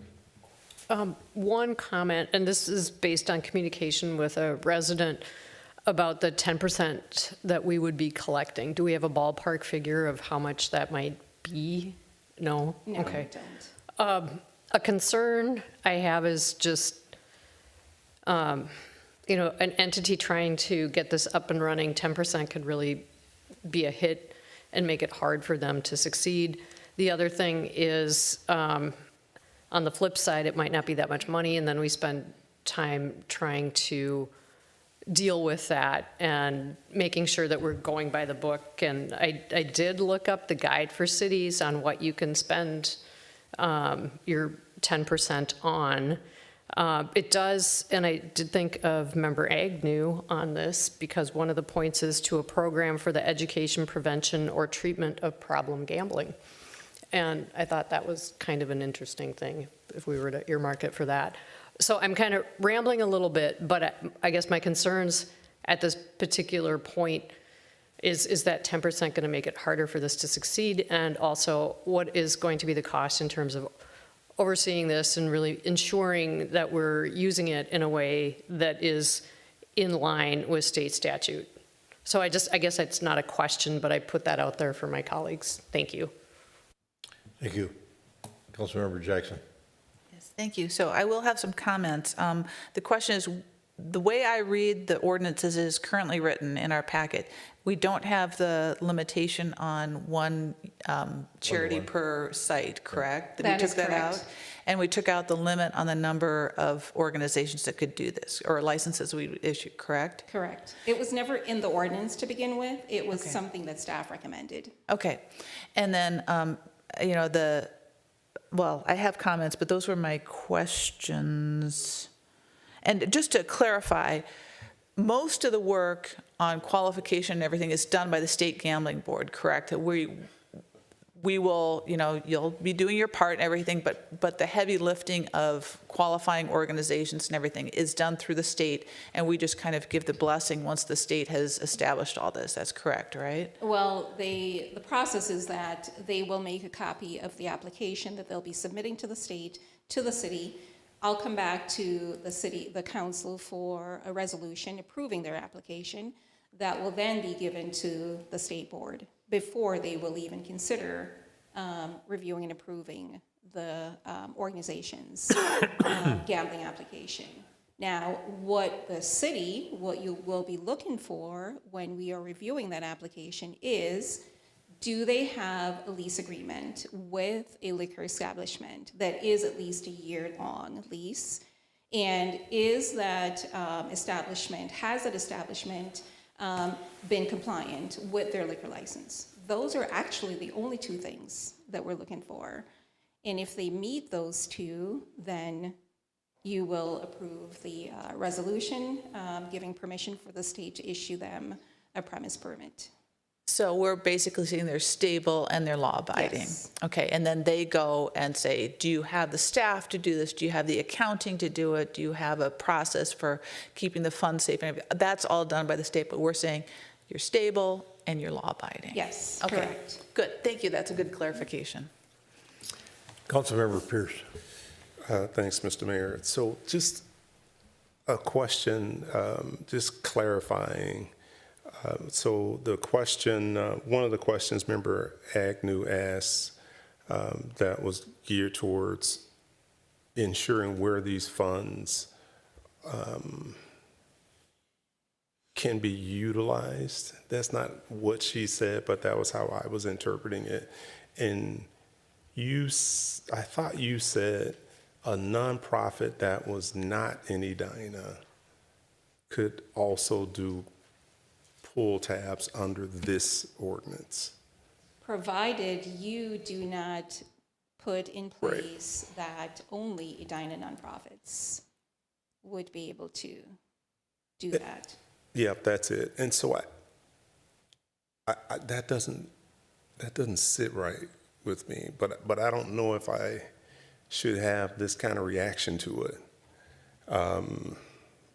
But it feels like, for me, everything that we've talked about for months has been using these funds to benefit organizations in Edina.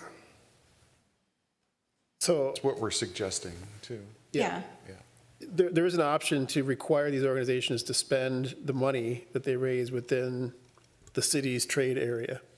So that's how you can ensure that the money stays in the Edina area. But it's just not in the ordinance. So I'm just confused. For clarification, the 70%, spending 70% of the money raised in Edina is in the ordinance. Okay. Who will get a premise permit is not stated in the ordinance. Oh, I see what you were saying. Or who Okay. can get a premise permit is not stated in the ordinance. So then, if an organization who's not in Edina applies and then gets the license and they earn dollars with pull tabs, then they have to use those for organizations in Edina. Spend 70% of their, Yes. what they've raised in Edina, In Edina. contribute 3%, Yes. and then 10% if you approve that. Yes. Okay, so so logically I get what you're saying, but that doesn't make sense that we would do that. I think they should be organizations that are in Edina. And those funds should be earmarked for organizations in Edina as well. And that's the reason why, from the very beginning, we did recommend that you consider that these nonprofits would be in Edina. Yeah. I would expect the venues to not enforce that, but I mean, but to ensure that happens. There'd also be no. kind of some self-selection. Yeah. Because nonprofits that have no connection to Edina would not have a way to spend 70% of the money raised in Edina's trade area. So I think you would mostly, I mean, I don't know how it would play out exactly, but Yeah. likely you would get nonprofits that are somehow associated with Edina groups, because that's the only way they could realistically spend 70% of the money they raise in Edina's trade area. Okay. Yeah, I would think the information that you're pointing out that you gathered from all these different neighboring communities that show the revenue streams, that money stayed in those towns in which it was raised. I would imagine, because I do Yeah. believe that all cities would have some expectation that some of the money be spent in their trade areas. Right, so my question is just making sure that the ordinance covers both of those scenarios, but what you're saying is in practice that it's unlikely that that would occur. So there is kind of a lot of speculation, right? Yeah. We don't know for sure how this will all play out. Yeah. And I do feel like there have been so many questions in so many scenarios, but until we start, we really won't know how this will happen. And then we can always come back and adjust the ordinance based on what we're seeing. I do know that one thing that I learned recently from the city clerk in Bloomington is that she's having a difficult time getting some of those premise permit holders to submit their paperwork. So now that's going through my mind. How much time will we spend getting the paperwork from the premise permit holders? So setting the expectation right away is going to be very important with these organizations when they apply for a premise permit, to make sure that we don't have to chase them down in order to get the paperwork and to get those funds that we're asking them to provide. I think Member Jackson wanted to Yeah, respond I think I had a question too from Member Jackson. I was looking at the language of the ordinance so far is really vague. So where does that city trade area language It's show up? on, yeah. It's in the definitions, and then, so that the trade area is defined, and that, I think it's vague, because it means a geographic area comprised of the city of Edina and each city contiguous to the city. And so 70% needs to be spent in either Edina, Bloomington, Minneapolis, St. Louis Park, Hopkins, or Minnetonka. Or Richfield. Eden Prairie and Richfield, yeah. So there are 8 communities where it could be spent. So I actually, I've got 2 amendments that I'd like to propose. One is that we do limit this to Edina-based organizations, because it's very broad, because it includes Minneapolis, which is not a small city, right? And then secondly, Member Risser touched on this, is section 6.70, where the 10% goes to the city. I'm disturbed by this, that we would have charities going to a lot of work, and my understanding is that this is a big deal to do this, and then give 10% to another charity that hasn't done any work at all to get the tab fees. And so, you know, one of my standards is it fair to all concerned? And if the charities are going to, everybody I've talked to about this says it's a big deal. I just talked to a guy from the Rotary Club in Excelsior today. They do this, but it's a lot of work. They have a whole committee that works on it. So it's not a small thing to do pull tabs and then to turn around and give 10% of the profits to someone who is deserving but hasn't worked for it. The little red hen in me says cluck, cluck. So I would like to remove that, but I'd also like to limit it to Edina organizations, because this is very broad.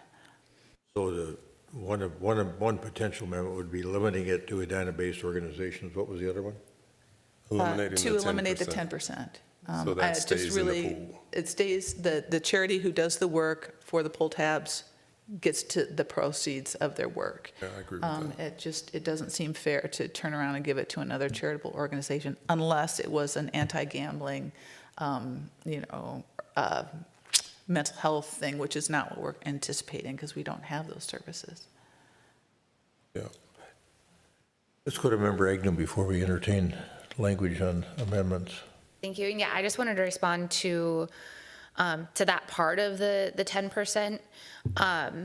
There was a really good point made in the values assessment portion, and I think Member Risser quoted this as well, but there was actually the recommendation to set aside that 10% into a fund that we could then determine how can it do problem gambling prevention, mental health services, or addiction recovery programs were the 3 that were actually recommended. And so my amendment would be a little bit different. I would say let's not use it for just general community events like the 4th of July fireworks, but I would say let's take that 10% and put it into a fund. And I'm not saying we need to determine tonight, but to say let's earmark it towards things that will counteract the negative health impacts. So specifically, problem gambling prevention, mental health services, and addiction recovery programs would be my ask. Okay. Member Risser, did you have another follow-on?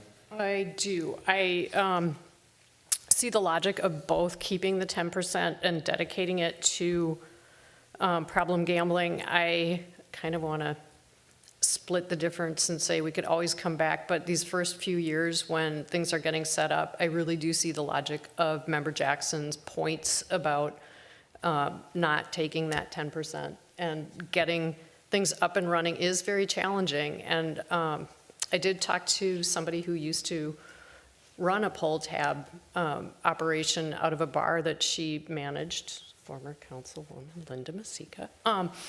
But it's really, really hard to do. And I really do think this is a point, the beginning of it, where we really need to ensure that we're not undermining all of the work that is going into this. So I too really join Member Jackson in saying we should not take the 10%. Thank you. Mm-hmm. Thanks for that. Go to Manager Neal, and then I'm going to go back to Member Pierce. I just want to advise you that if you don't establish this now, the chances of establishing it in the future are very low, because in the future then you would be taking money out of the pockets of people that have been expecting it and generating it over the time period. So that's where I am in terms of creating the 10%. We can, if the council approves incorporating that into the ordinance, you can always make it smaller. You could always you could always reduce it to some other percentage below 10%. But if you don't take it now, you probably won't get to take it in the future, or your successors won't get to take it in the future. Member Pierce. Thanks, Mr. Mayor. So I had a different, maybe slightly different take on the 10%. I agree with what Member Jackson recommended in not taking the 10%. But my reason behind that, I think, was far more pragmatic. If the intent of the ordinance was that the funds collected serve the needs of the nonprofit, it seemed odd to me that we would earmark a part of it and then the city would use it, unless the city was using it for the same purpose.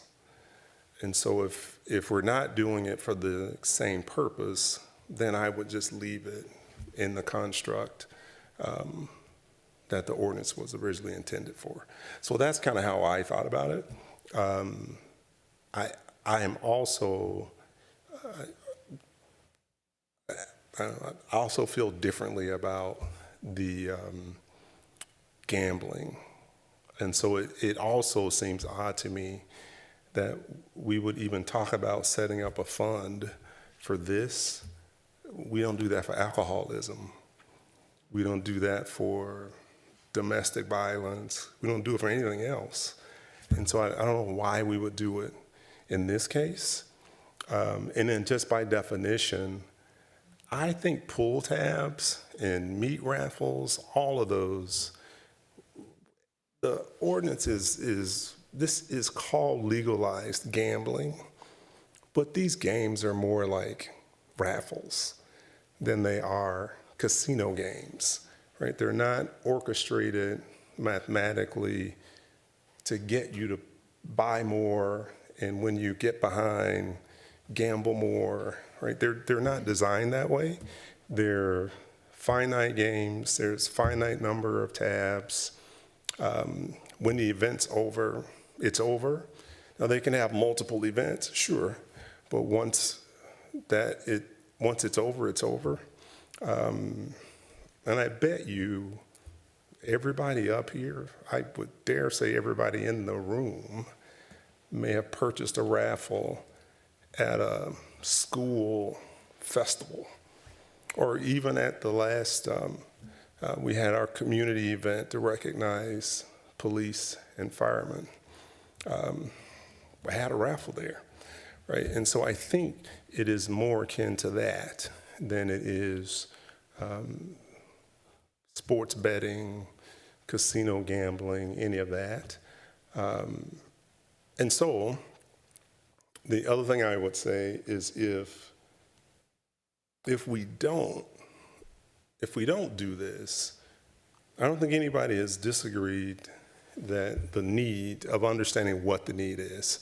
In terms of quantifying how much of this is going to get after that need is a legitimate question.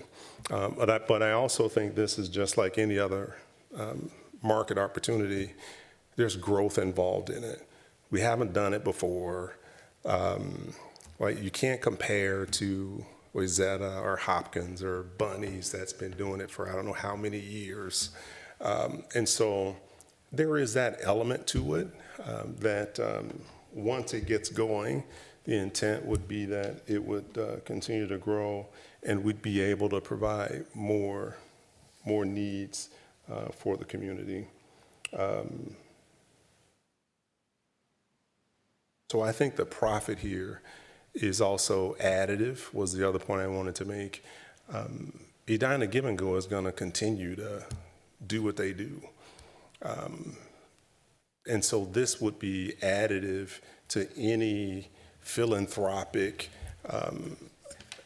activity that we have in the community today. And so that's kind of how I view that piece. Can I also add that too, with the 10%, if it were to be used for mental health or gambling, that is not currently a program that we have in place. So we should also think about putting a program like that in place, staffing it. Where that money be distributed to? How would the money be spent? Whereas there are programs in place right now where that 10% could be spent without any additional staffing or any additional work to use that money within the community. Yep, thank you. Member Agnew. Thank you. I just want to react to one thing that you said, Member Pierce, in that I would completely agree with your assessment on regarding pull tabs and meat raffles and kind of the overall nature of this. If we were excluding the electronic pull tabs and electronic bingo, because if you haven't gone, like they give you an iPad, you load up, your money, and it feels like you're at a casino. It feels like you're playing a slot machine. So I don't know if it's possible for us to add that restriction, but that might be something of only the paper, the paddle wheel, the things that aren't more akin to a slot machine. We're not allowed to decide what gaming they have. That is laid out in state statute. For example, an establishment could not only, or a nonprofit, I should say, could not only do paper pull tabs or electronic, because that's the cleaner, not having the paper. They are required to have both electronic as well as paper pull tabs. I see records in here that show there are some sites that only, or at least one, the American Legion Post 320 in Hopkins, has just paper pull tabs and paddle wheel listed as the available games. That may have been just a typo on my part, but the state statute does require both e and paper together. It requires that you have to have them or they'd be available? Both, right. You need to have both available. So if I'm running a game, my establishment can't decide only to do pull tabs. Yes, you can decide only to do pull tabs. But I you can't must have restrict it. e-pull tabs as well as paper pull tabs together. Okay, Does that make sense? I don't know, not really. I'm not a gambler either. I'm just reading the statute. I have no idea what e-pull tab is, but they're required to have both. Okay.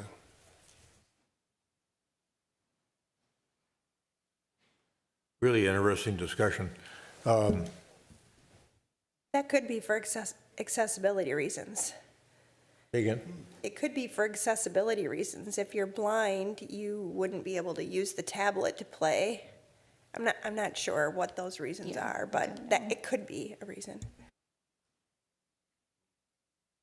Okay.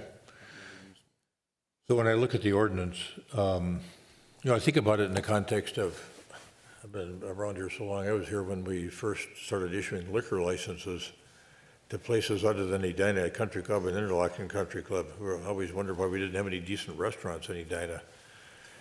And they couldn't serve any alcohol. So it doesn't matter whether it's a building permit or it's a liquor license. I just use that by way of example. Could be wine and beer, spirits, full liquor license. The cost of that license has to equate to the cost of administration of that particular area that we're regulating. And I don't see that here. You know, I see the 3%. And in a way, I feel like the 3%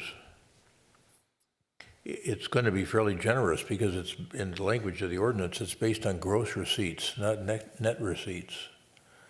So if it's based on gross receipts, when I look at some of the numbers from these other organizations from other nearby communities, there's a huge difference in the net versus the gross.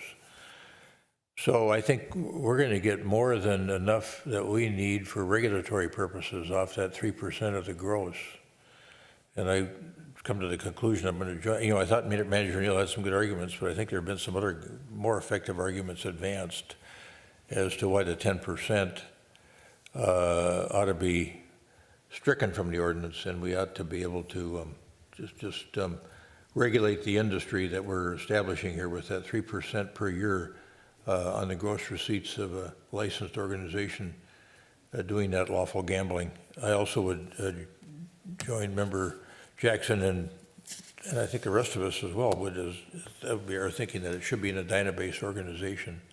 That should be clear in the ordinance. So eliminate the 10%, eliminate or have it be an Edina-based organization. And so, let's see, Manager Neal, any comment before I go to Member Jackson to ask about her amendments? No. Okay. I know that you thought this was a pure council decision. Yep. So, Member Jackson, do you want to indicate what you'd like to amend or pull out of the ordinance? So it would be two motions, I think. We'd amend the definition of the licensed organization means an Edina-based organization licensed by the board. What section is that in? That's in the definitions, section 6.63. Or, you know, in an organization with a mailing license in Edina, if you want to be more precise. Is there a second to that motion to, in the definition section, make sure that that definition section characterizes that the applicant has to be an Edina-based organization that's a 501c3? So we got a motion by Member Jackson, second by Member Pierce. Further discussion on that potential amendment? Hearing none, is there a motion to adopt that amendment as stated? All say aye. Aye. Aye. All those opposed to that amendment, say nay. I meant to say aye, but I didn't get unmuted fast enough, but I am. I like this specific amendment. All right. That amendment's adopted. Next amendment is? To eliminate section 6.70, contribution of net profits to fund administered by the city, and renumber the other sections accordingly. All right. So this would be the elimination of the 10% fee. Second. We got a motion by Member Jackson, second by Member Pierce to delete that section from the ordinance that deals with the 10% fee going to the city. Any further discussion? All those in favor of adoption of that amendment, eliminating the 10% to the city, say aye. Aye. Opposed? Nay. The motion carries as adopted. And then let's talk about adopting the ordinance itself in its amended state. All right? All those, any further amendments attempted? Okay. All right. All those in favor of adopting the ordinance in its amended form, say aye. Take a Move it? motion. What? You gotta We move should it. probably move it. Well, yeah.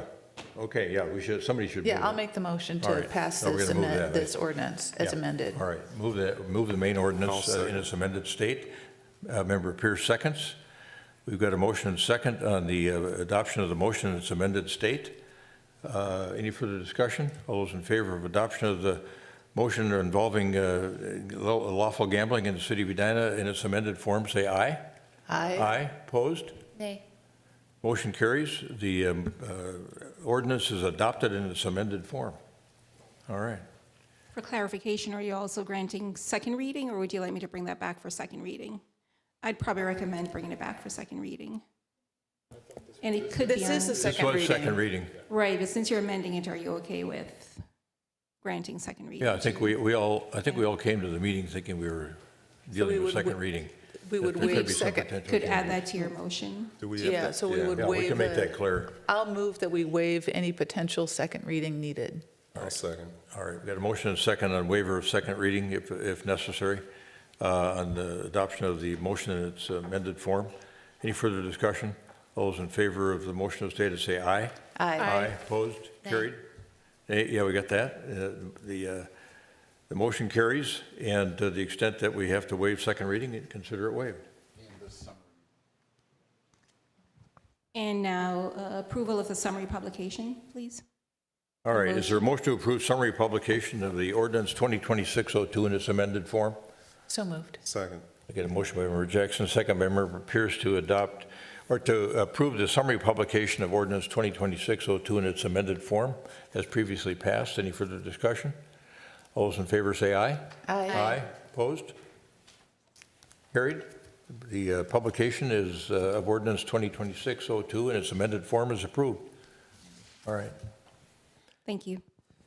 Thank you, Clerk Allison, for all that good work. That was really helpful to get that information from the other cities. I think between first reading and second reading, you did a tremendous amount of work to help get us better prepared for this conversation. And thanks to all my council members for really clearly vetting this issue. And for the nonprofits that met with all of us, we say thank you for your input and your guidance. I think it was helpful between first and second reading to understand better the lay of the land in terms of what was going to be required to be involved in charitable gaming, and you were all great guides on this issue. So thanks. Here we go. Good luck.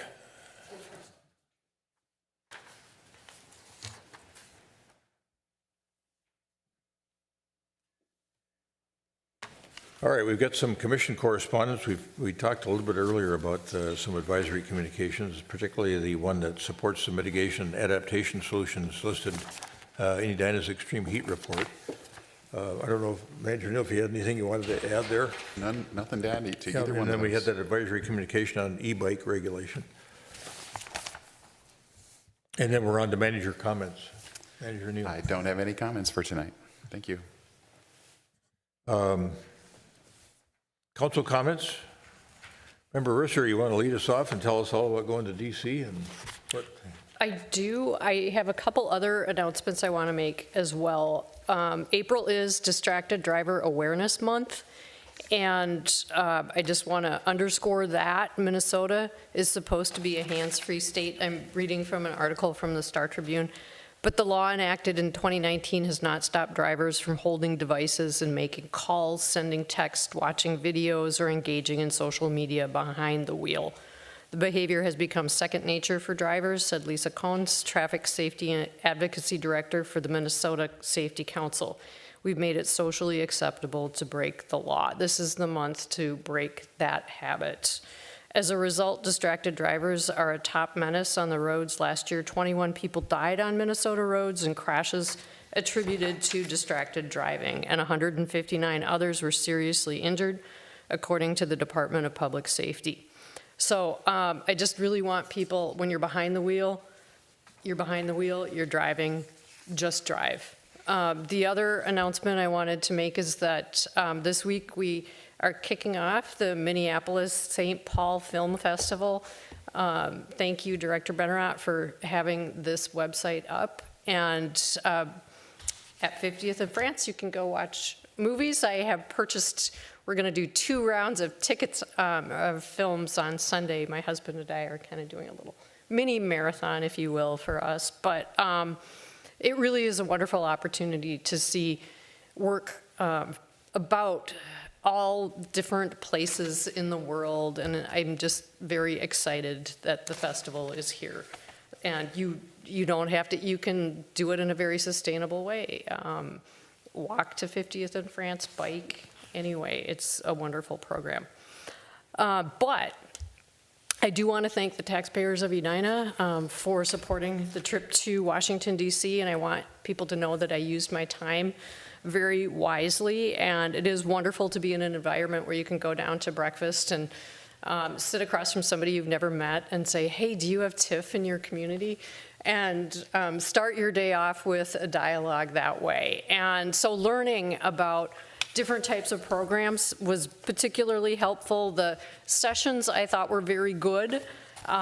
The highlight or the big moment that I really do appreciate having is we were able to meet with Ilhan Omar in her meeting area space and sit at the table right next to her.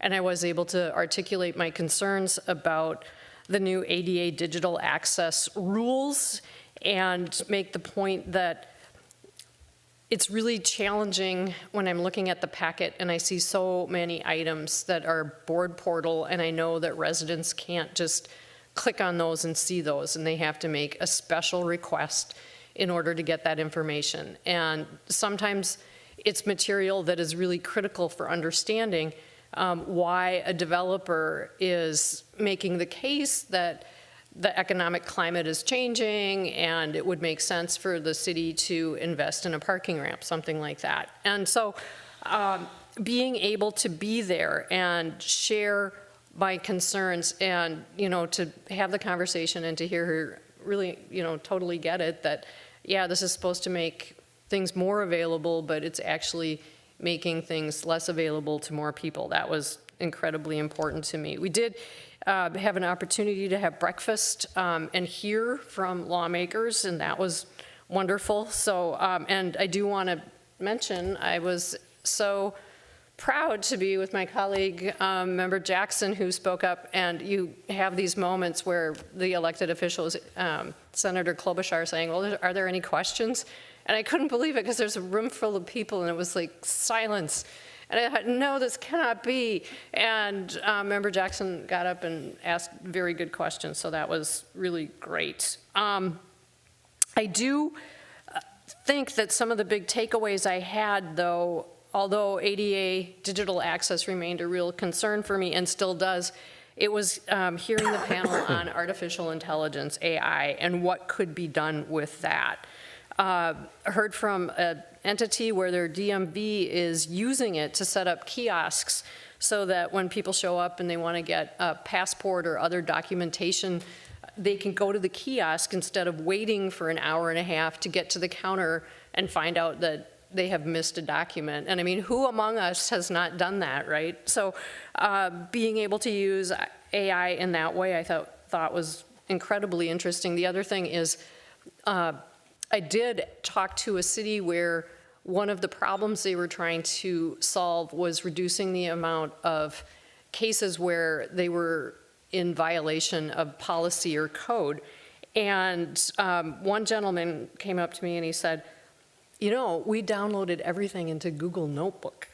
And then we interface with it as a very critical council person.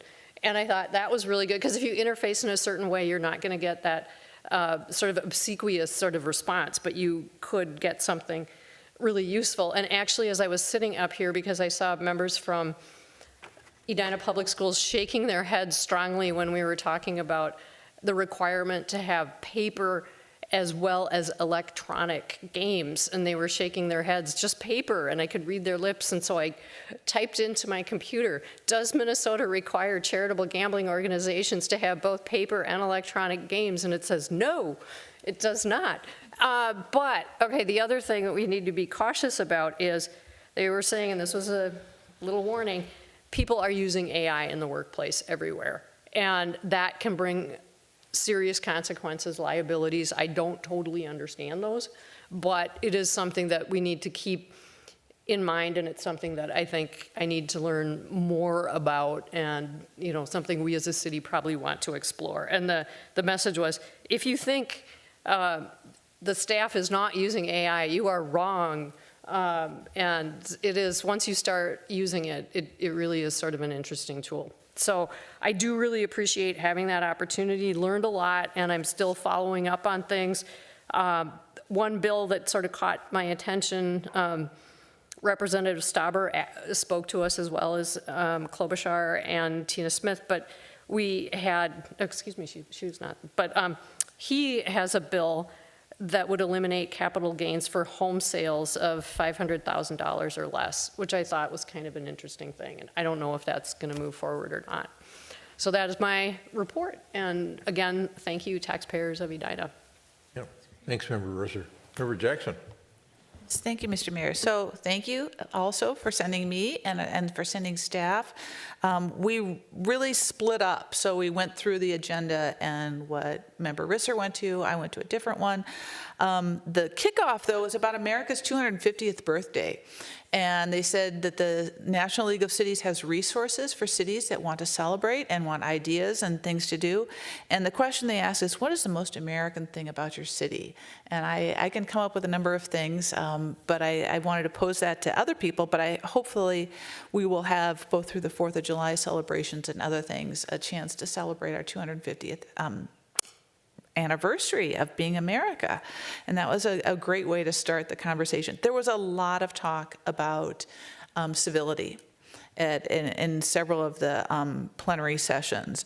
The breakout sessions, I went to one on public safety and technology, and that ended up about having redundancy in your 911 system, which I believe we have. We have the backup of Hennepin County, and I was very proud of our city in the advance that we've done with our 911 system, and yay for the celebration this week of our dispatchers. I went to one on rail safety. There are 2 bills currently before Congress that are very rare for the Rail Reauthorization Act. And so we talked about making sure that we, support that, to have 2 staff members on every train and things, because we continue to be concerned about what's going to be coming through on the Dan Patch line. And we want to make sure that we're not having a dangerous situation in people's backyards. I went to a breakout session on the transportation bill, which has bipartisan support, so I'm hoping that that will be passed. I went to a breakout session on the recent immigration surges around the country, and we had a lawyer from California talking about their legislative response to that, a law professor from North Carolina talking about various legal remedies, and the takeaway from that, and then Chief O'Hara talked about his experience in trying to walk the line between protesters and federal agents, and how difficult that was, and how they were thankful for the community work they had done prior to this to really help. But you could hear a pin drop when he was speaking. The takeaway especially from the law professor, though, is that it's all very complicated, and the legal system is going to have to work its way through a lot of the things that happened. But it was nice to be in a room of people thinking about the same things in the same odd place we found ourselves as local officials and local police departments.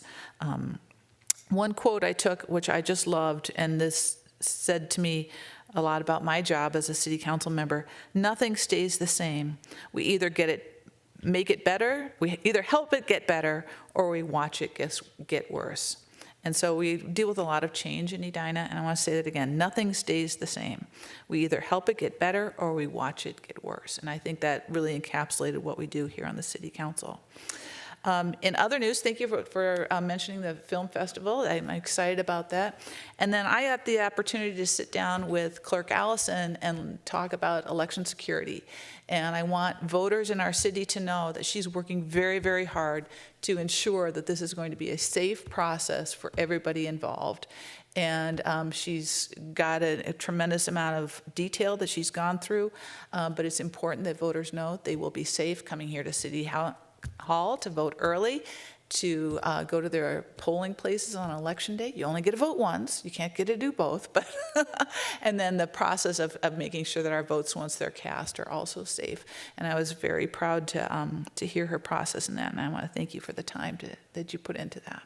So those are my comments. Yeah, good. Thanks to both of you for taking the time out of your lives to go to DC too. It's a good experience, and it helps us all. It helps us all. It helps us even though we didn't go. You make us better council members too. Councilmember Pierce. Thank you, Mr. Mayor. So the one that I had has been covered twice already. So just another plug for the film festival if you weren't able to attend last year.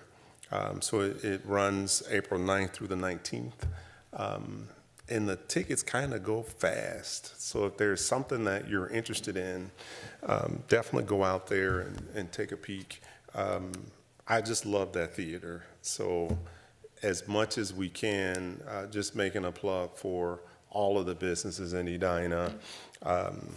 my wife and I have started to just explore even more, just staying in the city, going to get sushi or going to the new hi-fi bar or what have you, going to get ice cream from Edina Creamery.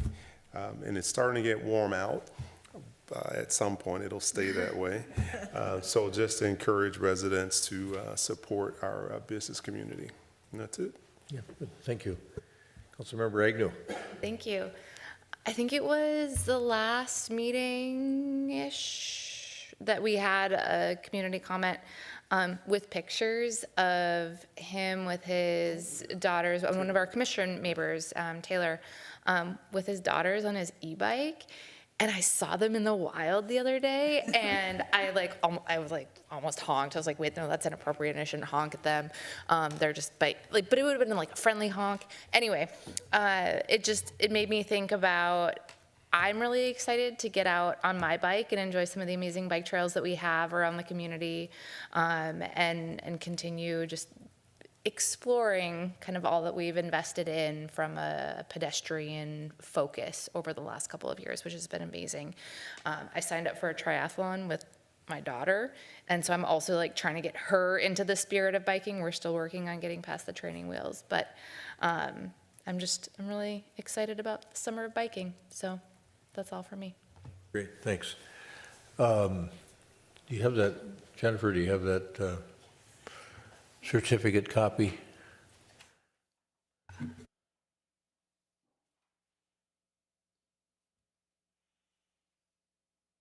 Thank you.